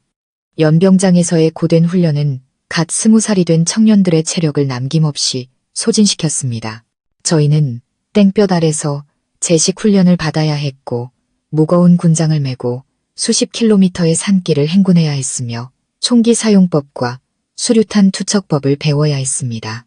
곱게 자란 많은 동기들은 그 고됨을 이기지 못했습니다. 어떤 이는 울면서 집에 보내달라고 했고 어떤 이는 훈련을 빠질 궁리만 했습니다. 하지만 저는 단 한 번도 불평하지 않았습니다. 과거의 혹독한 노동은 이미 제게 강인한 체력과 의지를 길러주었습니다. 벽돌을 나르고 시멘트를 이고 비계를 오르던 것에 비하면 이 훈련들은 힘들었지만 저를 쓰러뜨릴 수는 없었습니다. 지칠 때마다 저는 어머니가 주신 손수건을 꺼내 보았습니다. 고향에 계신 어머니의 모습이 모든 것을 이겨낼 수 있는 가장 큰 힘이 되었습니다. 저는 미친 듯이 훈련에 매달렸습니다. 언제나 가장 먼저 일어나고 가장 늦게 잠들었습니다. 아무리 힘든 임무가 주어져도 저는 가장 먼저 자원했습니다. 텃밭을 가꾸는 작업부터 야간 순찰까지 저는 모든 임무를 완벽하게 해냈습니다. 저의 성실함과 강인한 정신력은 지휘관들의 눈에 띄었습니다. 저는 종종 다른 병사들을 독려하는 모범 사례로 꼽히곤 했습니다. 그러던 어느 날 제 군 생활의 전환점이 되는 큰 사건이 일어났습니다. 그날 밤은 연말이었고 모두가 깊은 잠에 빠져 있을 때였습니다. 갑자기 요란한 비상벨이 울렸습니다. 부대 아래 산골 마을에서 큰 불이 났다는 소식이었습니다. 저희 부대는 즉시 화재, 진압 및 구조 명령을 받았습니다. 현장에 도착했을 때 마을의 절반이 이미 불바다에 휩싸여 있었습니다. 나무로 지은 집들은 순식간에 불길에 휩싸여 타오르고 있었습니다. 매서운 겨울바람은 불길을 더욱 거세게 만들었습니다. 사람들의 울부짖음과 비명이 고요한 밤의 정적을 갈기갈기 찢어놓았습니다. 그 아비규환의 현장은 아버지가 돌아가시던 날을 떠올리게 했습니다. 무력감과 고통이 다시금 밀려왔습니다. 하지만 이번에 저는 더 이상 어린아이가 아니었습니다. 저는 군인이었습니다. 저는 동료들과 함께 지체 없이 불길 속으로 뛰어들었습니다. 상황은 매우 위급했습니다. 불타는 집안에 노인과 아이들이 갇혀 있었습니다. 곧 무너져 내릴 듯한 집에서 아이의 울음소리가 들려왔을 때 저는 망설이지 않았습니다. 물에 적신 담요를 뒤집어 쓰고 그대로 불길 속으로 뛰어들었습니다. 살을 태울 듯한 열기가 덮쳐왔고 자욱한 연기에 눈을 뜰 수도 숨을 쉴 수도 없었습니다. 저는 어둠 속을 더듬거리다 마침내 마루 밑에서 울고 있는 여자아이를 발견했습니다. 아이를 재빨리 들어올려 제 몸으로 감싼 뒤 탈출구를 찾아 달렸습니다. 제가 문 밖으로 뛰쳐나오는 순간 집 전체가 거대한 불기둥과 함께 무너져 내렸습니다. 아이를 구한 뒤 저는 다시 다른 집들을 향해 달려갔습니다. 제가 몇 명이나 구했는지는 기억나지 않습니다. 그저 달리고 소리치고 사람들을 불길 밖으로 끌어낼 뿐이었습니다. 머리카락은 불에 그을렸고 군복은 찢어졌으며 온몸은 화상으로 타는 듯 아팠습니다. 하지만 아무것도 느껴지지 않았습니다. 제 머릿속엔 오직 사람을 구해야 한다는 생각뿐이었습니다. 마침내 화재는 진압되었습니다. 날이 밝았을 때 마을은 잿더미만 남았습니다. 재산 피해는 막심했지만 다행히 사망자는 단 한 명도 없었습니다. 모두 저희 군인들의 용감한 희생 덕분이었고 특히 저의 공이 컸습니다. 저의 영웅적인 행동은 부대 전체에 알려졌습니다. 저는 부대원들 앞에서 표창을 받았고 용감한 시민상까지 받게 되었습니다. 일개 병사였던 저는 하사로 특별 진급했습니다. 불길 속에서 몸을 던져 사람들을 구한 젊은 군인의 이야기는 사단 전체에 퍼져나갔습니다. 저는 부대의 자랑이 되었습니다. 저는 어머니께 편지를 써서 모든 소식을 전했습니다. 고향의 어머니께서 제 소식을 듣고 얼마나 기뻐하고 자랑스러워하실지 눈에 선했습니다. 화재 사건의 영웅이 된 후 저의 군 생활은 많이 달라졌습니다. 진급뿐만 아니라 동료들과 지휘관들로부터 깊은 신뢰와 존경을 받게 되었습니다. 하지만 그 용기의 대가는 등과 양팔에 남은 심한 화상 자국이었습니다. 저는 한동안 군 병원에서 치료를 받아야 했습니다. 그리고 바로 그곳에서 운명처럼 제 남은 인생을 함께할 여인을 만나게 되었습니다. 제 상처를 직접 치료해준 사람은 혜진이라는 이름의 젊은 간호장교였습니다. 처음 그녀를 보았을 때 저는 할 말을 잃었습니다. 화려한 미모는 아니었지만 군인 특유의 단정하고 맑은 아름다움을 지니고 있었습니다. 짧게 자른 검은 머리, 희고 고운 피부, 그리고 특히 그녀의 눈, 그 눈은 가을 호수처럼 맑고 다정했습니다. 혜진 씨가 제 상처에 붕대를 감아줄 때 그녀의 손길은 너무나도 부드럽고 섬세해서 거의 고통을 느낄 수 없었습니다. 그녀는 조심스럽게 치료를 하면서 이따금 고개를 들어 아프지 않으세요? 라고 물어보곤 했습니다. 그 목소리는 산새의 지저귀처럼 맑고 청아했습니다. 병원에 있는 동안 혜진 씨는 매일 저를 돌봐주었습니다. 우리는 점점 더 많은 이야기를 나누었습니다. 저는 그녀에게 제 파란만장했던 삶에 대해 이야기했습니다. 돌아가신 아버지와 저를 위해 모든 것을 희생하신 새어머니에 대해서요. 학교를 그만두고 공사판을 전전했던 고된 날들과 어머니가 다시 눈을 뜨셨을 때의 벅찬 기쁨에 대해서도요. 혜진 씨는 제 이야기에 귀를 기울였습니다. 그녀의 눈은 때로는 연민으로, 때로는 눈물이 고인 채 슬픔으로 빛났습니다. 그녀의 진심 어린 공감은 고난에 단련되어 굳어있던 제 마음을 부드럽게 만들었습니다. 혜진 씨도 자신의 이야기를 해주었습니다. 그녀 역시 부모님을 일찍 여인 고아였습니다. 혜진 씨의 부모님은 두 분 다 군인이셨는데 그녀가 갓난아기였을 때 작전 중 순직하셨다고 합니다. 그 후 아버지의 동료였던 분께 입양되었다고 했습니다. 양아버지 역시 군 장교셨는데 그녀를 친딸처럼 아끼고 사랑하며 의사의 길로 이끌어 주셨다고요. 혜진 씨의 이야기는 우리 사이에 보이지 않는 강한 유대감이 있다는 것을 느끼게 했습니다. 우리 둘 다 부모의 사랑을 제대로 받지 못했고 역경 속에서 성장했다는 공통점이 있었죠. 우리의 대화는 계속되었습니다. 우리는 서로에게서 영혼의 동반자를 발견했습니다.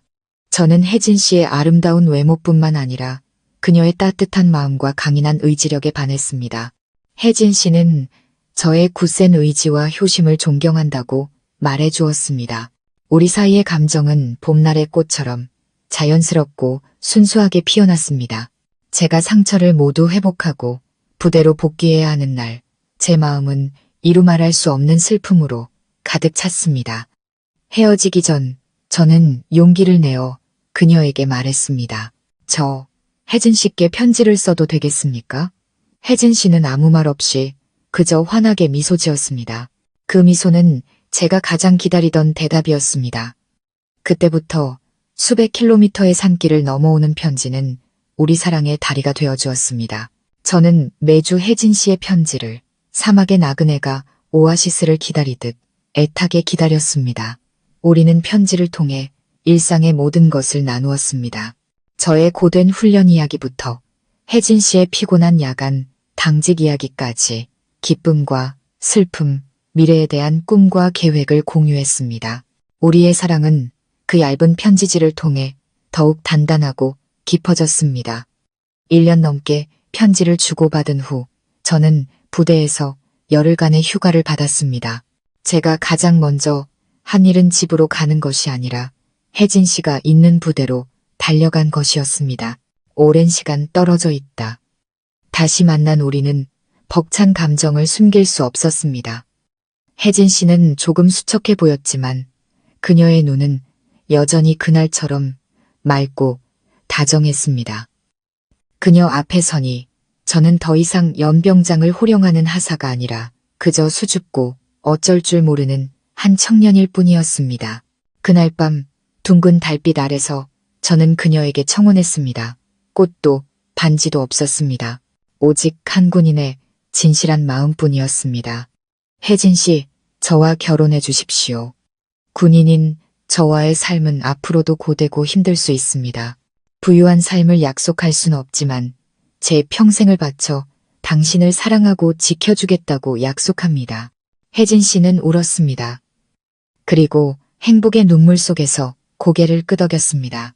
우리는 앞으로 닥쳐올 어떤 시련에도 굴하지 않고 평생을 함께하기로 약속했습니다. 혜진 씨에게 청혼을 승낙받은 기쁨이 채가시기도 전에 제게는 새로운 임무가 주어졌습니다. 저희 부대에서 북쪽의 더 험준한 산악지대에 새로운 부대를 창설하는 임무를 맡게 된 것입니다. 그동안의 공로를 인정받아 저는 그 임무를 이끌 팀장으로 임명되었습니다. 이것은 큰 영광인 동시에 엄청난 도전이었습니다. 이번 임무는 기약이 없었습니다. 이 소식은 막 피어나기 시작한 우리 사랑에 찬물을 끼얹는 것과 같았습니다.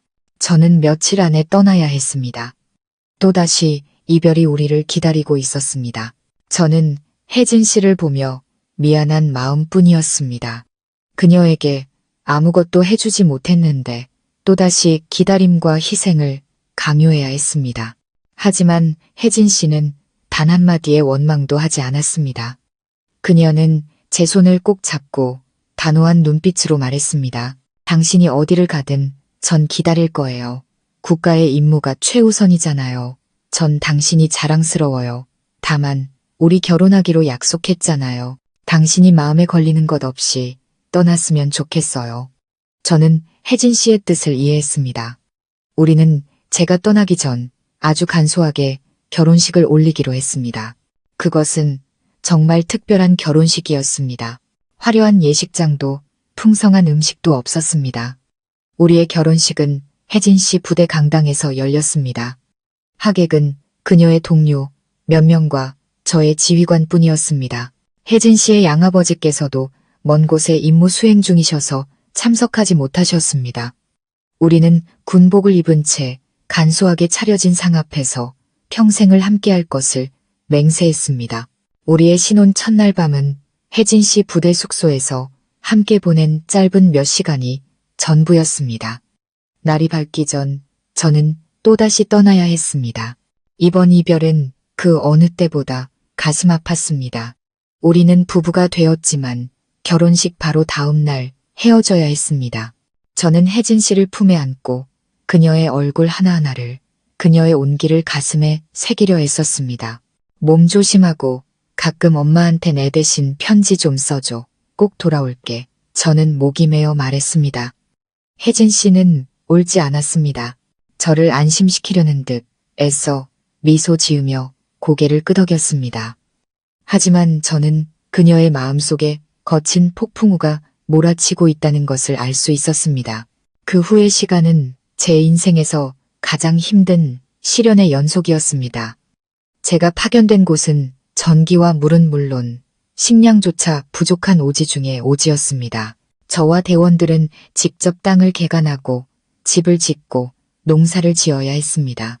일은 고되고 질병과 맹수의 위협이 항상 도사리고 있었습니다. 더 이상 버틸 수 없다고 생각한 순간도 있었습니다. 하지만 그때마다 혜진 씨의 편지가 수천 리 길을 날아와 제게 도착했습니다. 그것이 저를 버티게 한 유일한 힘이었습니다. 혜진 씨는 자신의 외로움이나 힘든 점에 대해서는 한마디도 하지 않았습니다. 그저 부대의 즐거운 이야기들을 들려주며 제가 임무를 완수할 수 있도록 격려해 주었습니다. 그리고 저희 어머니께도 꾸준히 편지를 썼습니다. 우리가 결혼했다는 소식, 제가 건강하다는 안부, 그리고 제 대신 어머니를 걱정하는 말을 전했습니다. 심지어 자신의 얼마 안 되는 월급을 쪼개 어머니께 용돈으로 보내드리기도 했습니다. 그녀의 편지를 읽고 자상한 며느리에 대해 말씀하시는 어머니의 편지를 받아볼 때면 제 가슴은 무한한 감사와 사랑으로 벅차올랐습니다. 저는 반드시 살아 돌아가 제가 가장 사랑하는 두 여인과 함께하겠다고 다짐했습니다. 그렇게 5년이라는 긴 세월이 흘렀습니다. 우리는 오직 편지를 통해서만 만날 수 있었습니다. 우리의 사랑은 희미해지기는커녕 시간과 공간의 시련 속에서 더욱 강렬하고 단단해졌습니다.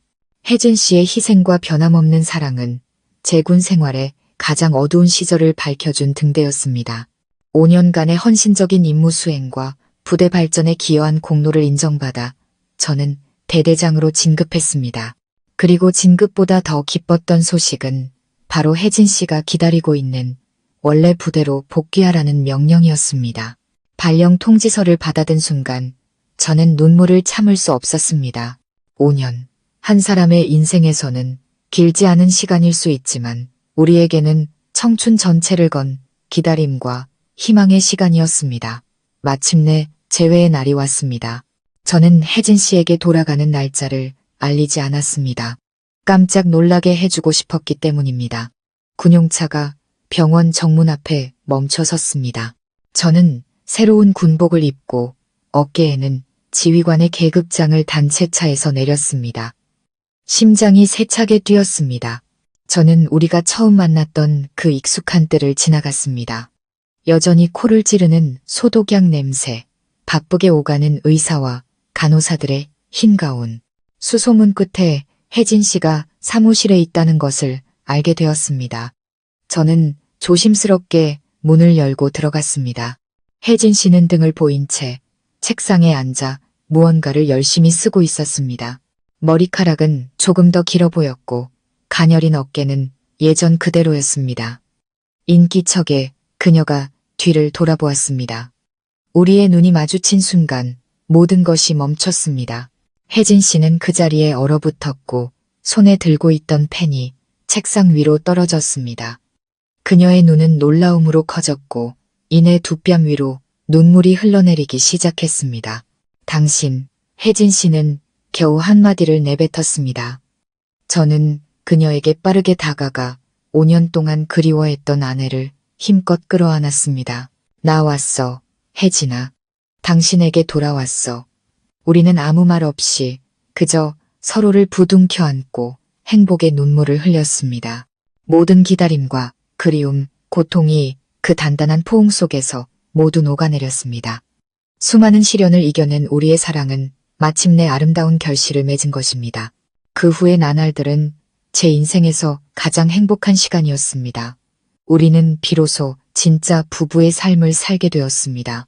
부대에서 장교 숙소를 배정받아 우리는 함께 우리의 작은 보금자리를 꾸몄습니다.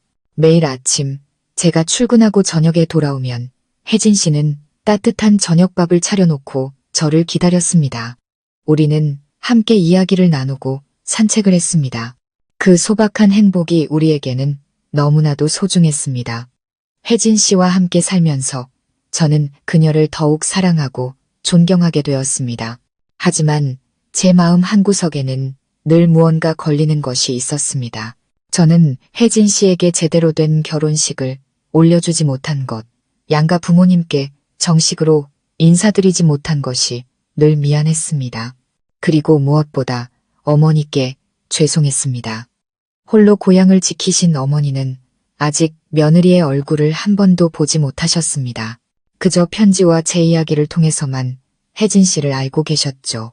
저는 두 사람 모두에게 빚을 갚아야겠다고 결심했습니다.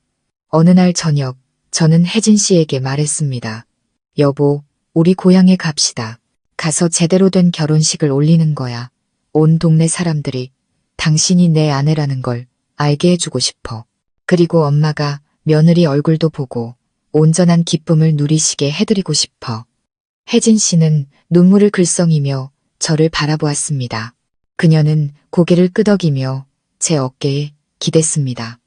나도 어머님께 정식으로 인사드리고 싶었어요. 제 손으로 어머님을 모시고 싶어요. 그리하여 장기 휴가를 신청한 후 저와 혜진 씨는 고향으로 가는 기차에 몸을 실었습니다. 제 마음은 설렘으로 가득 찼습니다.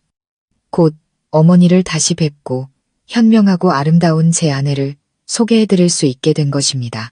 저는 어머니가 동네 사람들 앞에서 어깨를 으쓱하실 수 있도록 성대한 결혼식을 열어드리고 싶었습니다. 하지만 저는 전혀 알지 못했습니다.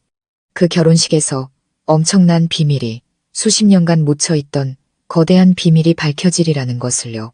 우리를 태운 기차는 맑은 가을 아침을 가르며 달렸습니다. 혜진 씨 곁에 앉아 창밖으로 스쳐 지나가는 익숙한 고향 풍경을 바라보니 가슴 벅찬 감정이 밀려왔습니다. 몇 년 만의 귀향인가. 떠날 때는 어리숙한 훈련병이었는데 돌아오는 지금은 대대장이 되어 어깨에는 계급장을 달고 옆에는 현명한 아내와 함께였습니다. 기차역에서 내려 마을로 가는 버스를 탔습니다. 예전의 흙길은 아스팔트로 포장되었지만 길가에 대나무 숲과 강둑, 굽이치는 강물은 기억 속 그대로였습니다. 마을 어귀에 도착하자마자 동네 어른들이 저를 알아보고 반갑게 맞아주셨습니다. 모두들 저의 성공적인 귀향을 축하해 주었고 혜진 씨의 아름다움과 현숙함에 칭찬을 아끼지 않으셨습니다. 혜진 씨는 조금 수줍어했지만 다정한 미소와 예의 바른 태도로 금세 사람들의 마음을 사로잡았습니다. 저 멀리 대문 앞에서 저를 기다리고 계신 어머니의 모습이 보였습니다. 어머니는 그새 머리에 흰서리가 내렸지만 여전히 정정하고 눈빛은 총명하셨습니다.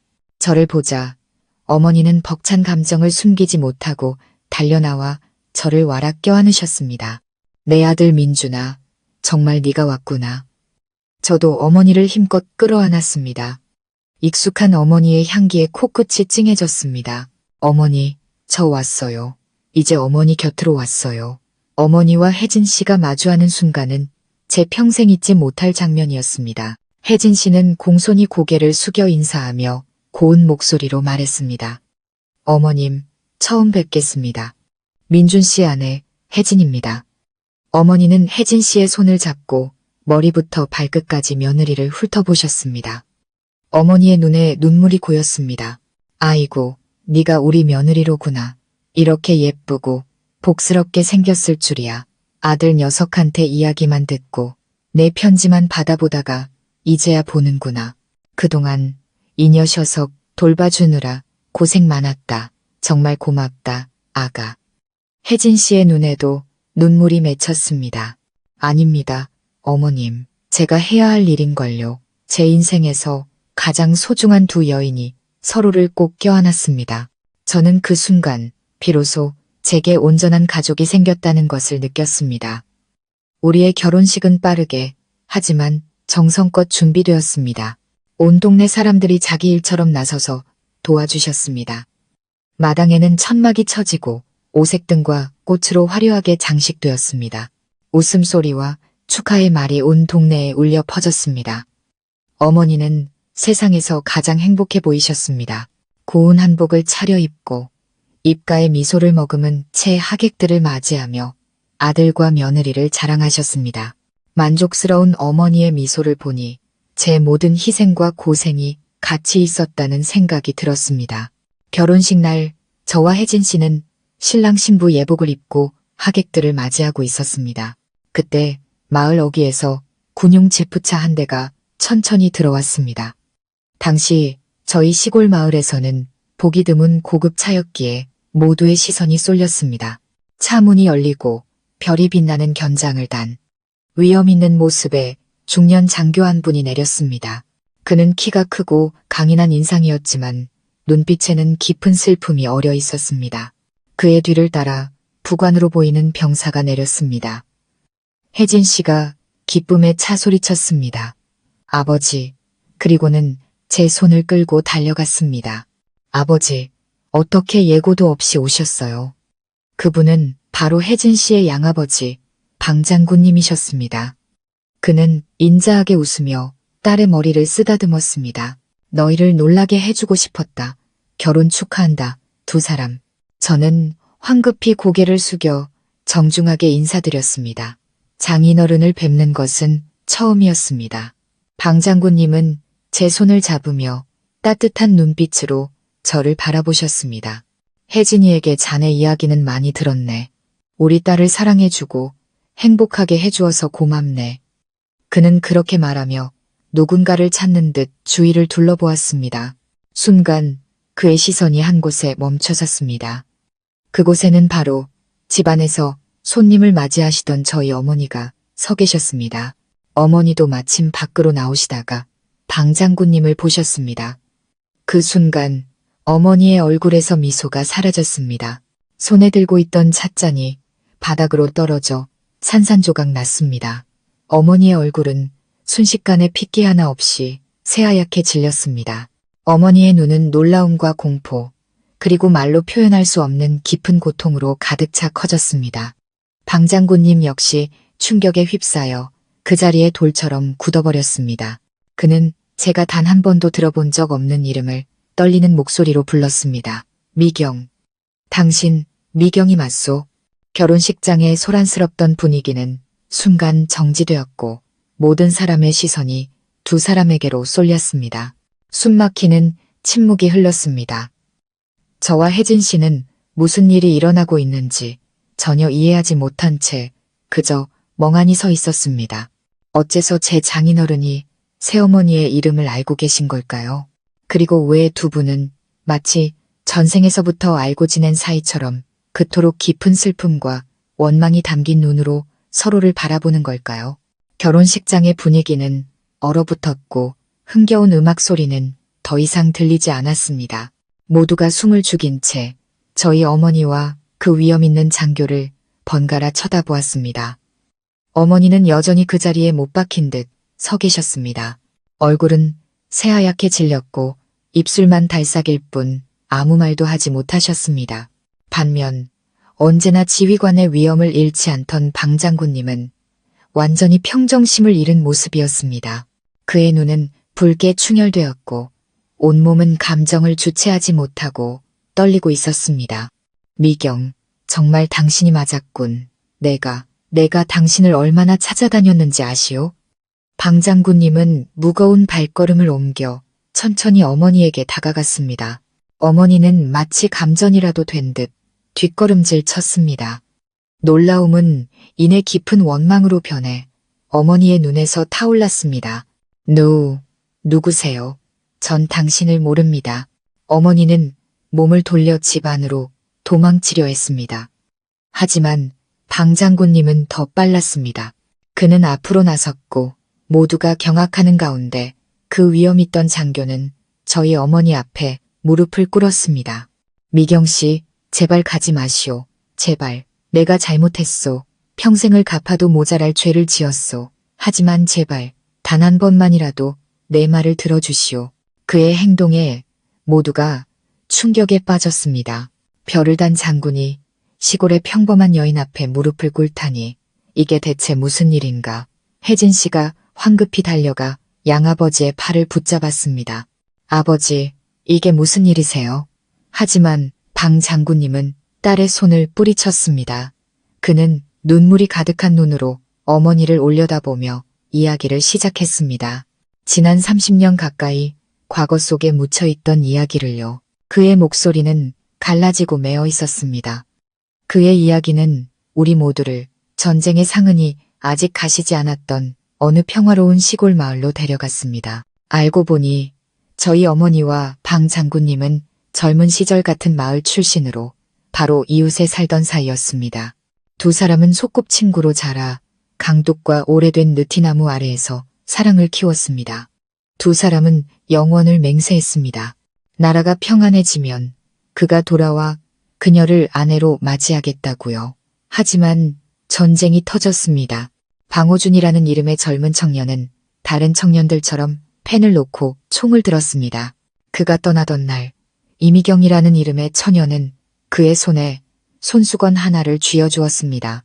거기에는 평화와 사랑의 약속을 상징하는 비둘기 한 쌍이 수놓아져 있었습니다. 그는 반드시 돌아오겠다고 약속했습니다. 군대에서 그는 용감하게 싸웠고 많은 공을 세워 빠르게 진급했습니다. 그는 언제나 그녀가 준 손수건을 부적처럼 품에 지니고 다녔습니다. 그녀의 사랑이 전쟁터의 모든 고난과 위험을 이겨낼 수 있는 가장 큰 힘이었습니다. 마침내 젊은 장교가 된 그는 그녀의 집안에 어려운 일이 생겼다는 소식을 듣고 휴가를 신청했습니다. 고향에 돌아가 일을 해결하고 그녀와 결혼식을 올릴 계획이었습니다. 하지만 고향으로 가기 위해 부대로 복귀하던 중 비극이 일어났습니다. 그가 속한 부대가 적의 매복에 걸려든 것입니다. 방 장군님의 목소리가 떨렸습니다. 끔찍한 기억이 되살아난 듯 했습니다. 포탄이 바로 옆에서 터졌고 그는 폭발의 충격으로 멀리 튕겨나갔습니다. 그의 가장 친한 전우였던 김진우라는 이름의 군인, 바로 혜진 씨의 친아버지가 망설임 없이 자신의 몸으로 그를 덮쳤습니다. 이 대목에서 방 장군님은 흐느꼈습니다. 혜진 씨도 충격에 휩싸였습니다. 자신의 친아버지가 어떻게 돌아가셨는지 이렇게 자세히 듣는 것은 처음이었습니다. 방 장군님은 이야기를 이어갔습니다. 진우는 너무 심한 부상을 입었습니다. 그는 죽기 전 그의 손을 꼭 잡고 마지막 부탁을 남겼습니다. 집에 있는 아내가 곧 처사일을 낳을 것이라고, 만약 자신이 살아남는다면 자신을 대신해 아내와 아이를 돌봐달라고 애원했습니다. 그는 약속했습니다. 죽어가는 전우 앞에서 맹세했습니다. 그 맹세는 젊은 장교의 어깨를 짓누르는 천근만근의 짐이 되었습니다. 그는 미경과 결혼하면 진우의 아내와 아이를 온전히 책임질 수 없으리라 생각했습니다. 당시 미경의 집안 사정도 어려웠기에 그녀에게까지 그 무거운 짐을 지게 할 수는 없었습니다. 며칠 밤낮을 고뇌한 끝에 그는 가장 잔인한 결정을 내렸습니다.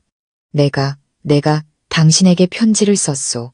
방 장군님은 고통스러운 얼굴로 어머니를 바라보았습니다. 군대에서 다른 여자가 생겼다고 거짓말을 했소.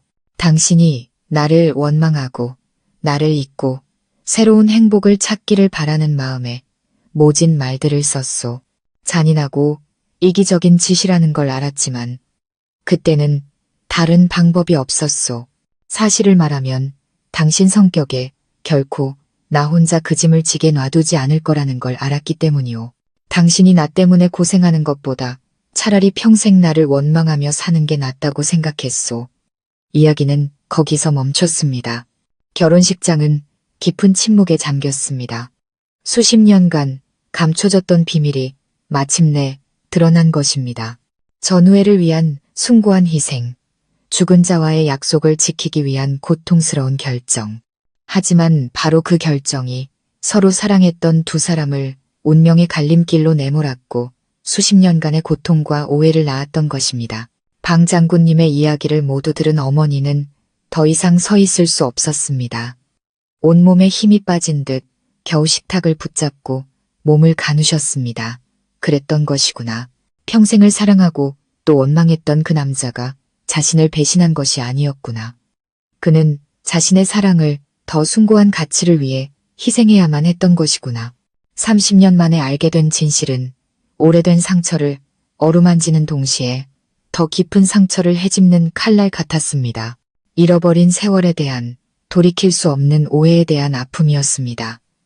과거의 고통스러운 기억이 어머니의 머릿속에 되살아났습니다. 그 운명의 편지를 받았던 날, 그 잔인한 글자 하나하나가 바늘이 되어 꽃다운 처녀의 심장을 찔렀던 기억. 다른 사람이 생겼으니 나를 잊고 기다리지 마시오. 하늘이 무너지는 것 같았습니다. 그녀는 울고 또 울었습니다. 사실이 아닐 거라 믿으며 답장을 보냈지만 답은 오지 않았습니다. 넋이 나간 사람처럼 매일 마을 어귀를 서성이며 그저 헛된 희망을 품었습니다. 그러다 얼마 후 그가 전사했다는 소식을 들었습니다. 같은 부대에 있던 고향 사람이 전해준 소식이었습니다. 어쩌면 전쟁의 혼란 속에서 생긴 착오였을 수도, 혹은 그녀의 마지막 희망마저 끊어내려는 그의 마지막 배려였을 수도 있었습니다. 그 두 번째 충격은 그녀를 완전히 무너뜨렸습니다. 세상은 온통 칠흑 같은 어둠으로 변했습니다. 그녀는 울고 또 울었습니다. 눈이 퉁퉁 붓고 시력이 점점 흐려지다 마침내 완전히 어둠 속에 갇혔습니다. 너무나 큰 슬픔이 마음의 병이 되어 그녀의 눈에서 빛을 앗아간 것입니다. 그 후는 어둠과 고통의 나날이었습니다.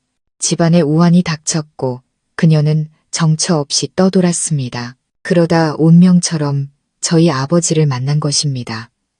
그녀는 첫사랑의 아픈 기억을 가슴 깊이 묻고 영원히 아물지 않을 상처로 간직하며 살아왔습니다. 한편 방 장군님 역시 죄책감 속에서 살아가고 있었습니다. 그녀에게 절연의 편지를 보낸 후 그는 전사한 전우의 아내를 찾아갔습니다. 그리고 약속대로 그녀와 갓 태어난 딸을 돌보았습니다. 하지만 전우의 아내는 남편을 잃은 슬픔과 약해진 몸 때문에 혜진 씨를 낳고 얼마 지나지 않아 세상을 떠났습니다. 그는 홀로 갓난아기를 키우며 혜진 씨를 양딸로 삼아 친아버지의 모든 사랑을 쏟아부었습니다. 그는 딸에게 혜진이라는 이름을 지어주었습니다. 친어머니가 지어주고 싶어 했던 이름이었죠. 하지만 그 이름 속에는 자신이 사랑했던 여인 미경이 가장 좋아했던 꽃의 이름 한 글자를 담고 싶은 그의 마음도 숨어 있었습니다. 그는 수십 년간 단 하루도 미경을 잊은 날이 없었습니다. 몇 번이나 몰래 고향에 돌아와 그녀를 찾았지만 아무도 그녀의 소식을 알지 못했습니다.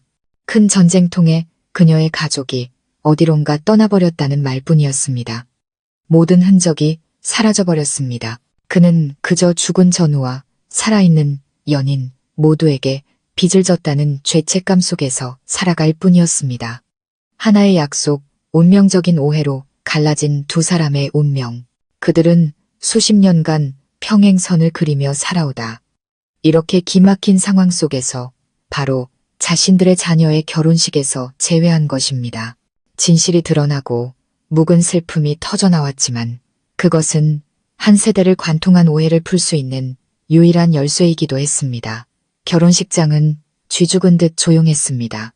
모두가 방 장군님과 저희 어머니의 비극적이고 숭고한 사랑 이야기에 숨을 죽이고 귀를 기울였습니다. 많은 사람들의 뺨 위로 눈물이 흘러내렸습니다. 저는 혜진 씨 곁에 서서 복잡한 감정에 휩싸였습니다. 제가 존경하던 장인어른께 그런 아픈 과거가 있었다니, 제가 그토록 사랑하는 새어머니께서 그런 거대한 비밀을 안고 살아오셨다니. 혜진 씨도 울고 있었습니다. 그녀는 양아버지와 어머니의 엇갈린 사랑에 그리고 자신의 행복을 위해 평생을 희생하며 살아온 양아버지의 삶에 눈물을 흘렸습니다.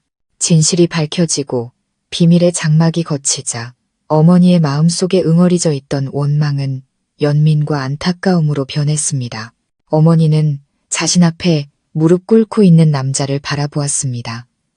단 하나의 약속 때문에 사랑을 포기하고 평생을 고통 속에서 살아야 했던 남자를요. 어머니의 눈에서 다시 눈물이 흘렀습니다. 하지만 이번에는 원망의 눈물이 아닌 용서의 눈물이었습니다.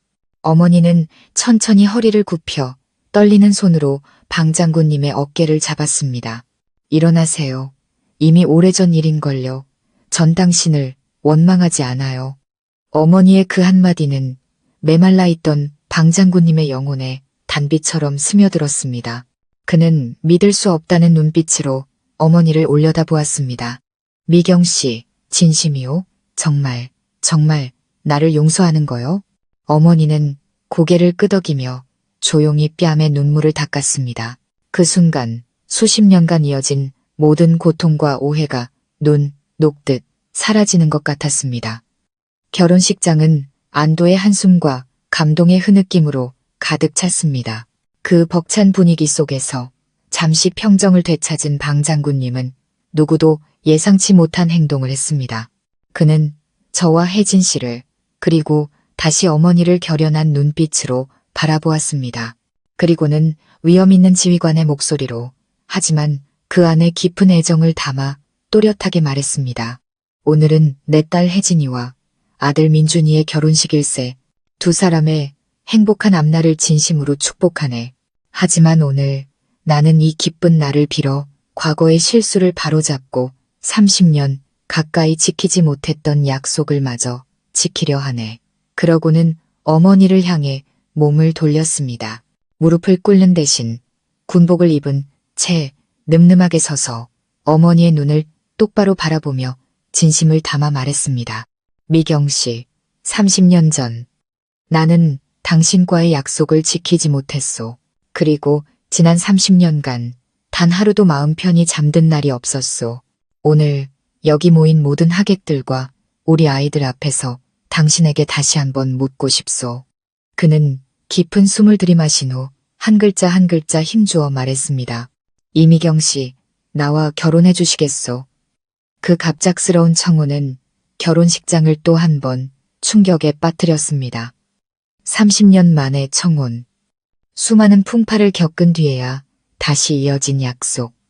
어머니는 당황과 수줍음이 뒤섞인 표정으로 소녀처럼 뺨을 붉혔습니다. 모든 사람의 시선이, 저와 혜진 씨의 간절한 시선이 어머니에게로 향했습니다. 우리 세대의 행복은 이루어졌습니다. 과연 부모님 세대의 행복도 그 모든 상실 끝에 다시 찾아올 수 있을까요? 그 갑작스럽지만 진심 어린 청혼 앞에서 어머니는 잠시 말을 잃었습니다. 폭풍 우 같았던 어머니의 인생이 마치 한 편의 영화처럼 머릿속을 스쳐 지나가는 듯 했습니다. 고통과 원망, 외로움의 밤들이 있었습니다. 하지만 그 모든 것 위에는 맑고 뜨거웠던 첫사랑의 기억이 있었습니다.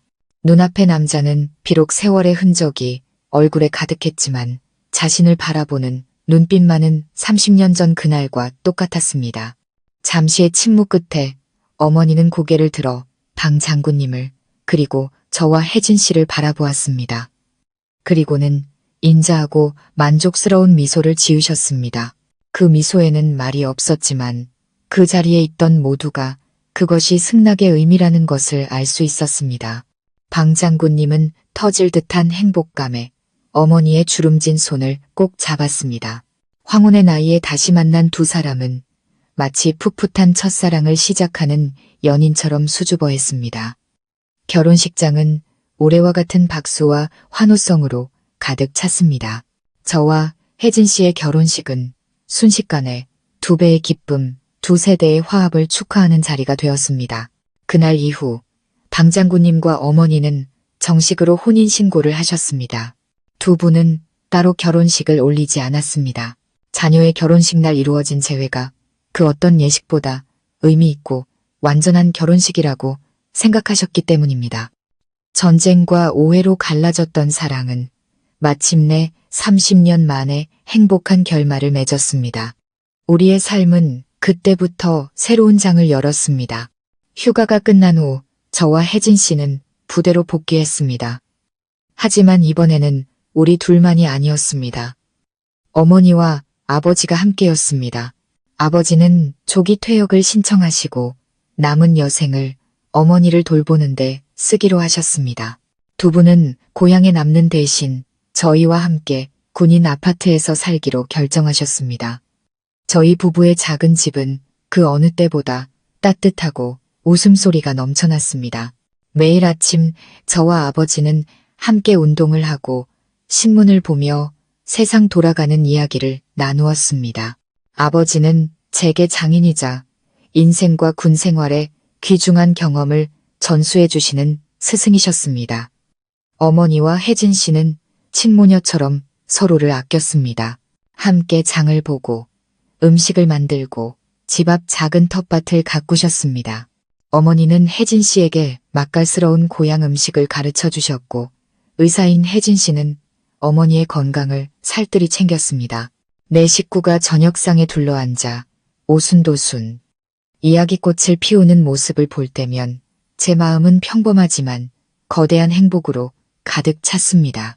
가난 속에서 태어나 어린 나이에 부모를 잃고 수많은 풍파를 겪었던 제 인생. 하지만 그 고난이 있었기에 저는 강인한 사람으로 성장할 수 있었습니다. 그리고 무엇보다 제 곁에는 언제나 위대한 사랑이 있었습니다. 몸이 불편하셨지만 누구보다 강했던 아버지의 사랑, 일찍 세상을 떠나신 어머니의 사랑, 그리고 저를 위해 모든 것을 희생하신 새어머니의 끝없는 사랑, 또한 변치 않는 믿음으로 저를 기다려준 아내의 사랑. 저희 가족의 이야기는 운명이 아무리 가혹하고 인생이 우리를 아무리 힘든 상황으로 내몰지라도 진실한 사랑과 용서, 그리고 숭고한 희생은 모든 것을 이겨낼 수 있는 등불이 되어준다는 것을 증명합니다. 그리고 마침내 비 온 뒤에 땅이 굳고 무지개가 뜨듯이 행복은 그것을 누릴 자격이 있는 사람들에게 반드시 찾아온다는 것을 말입니다.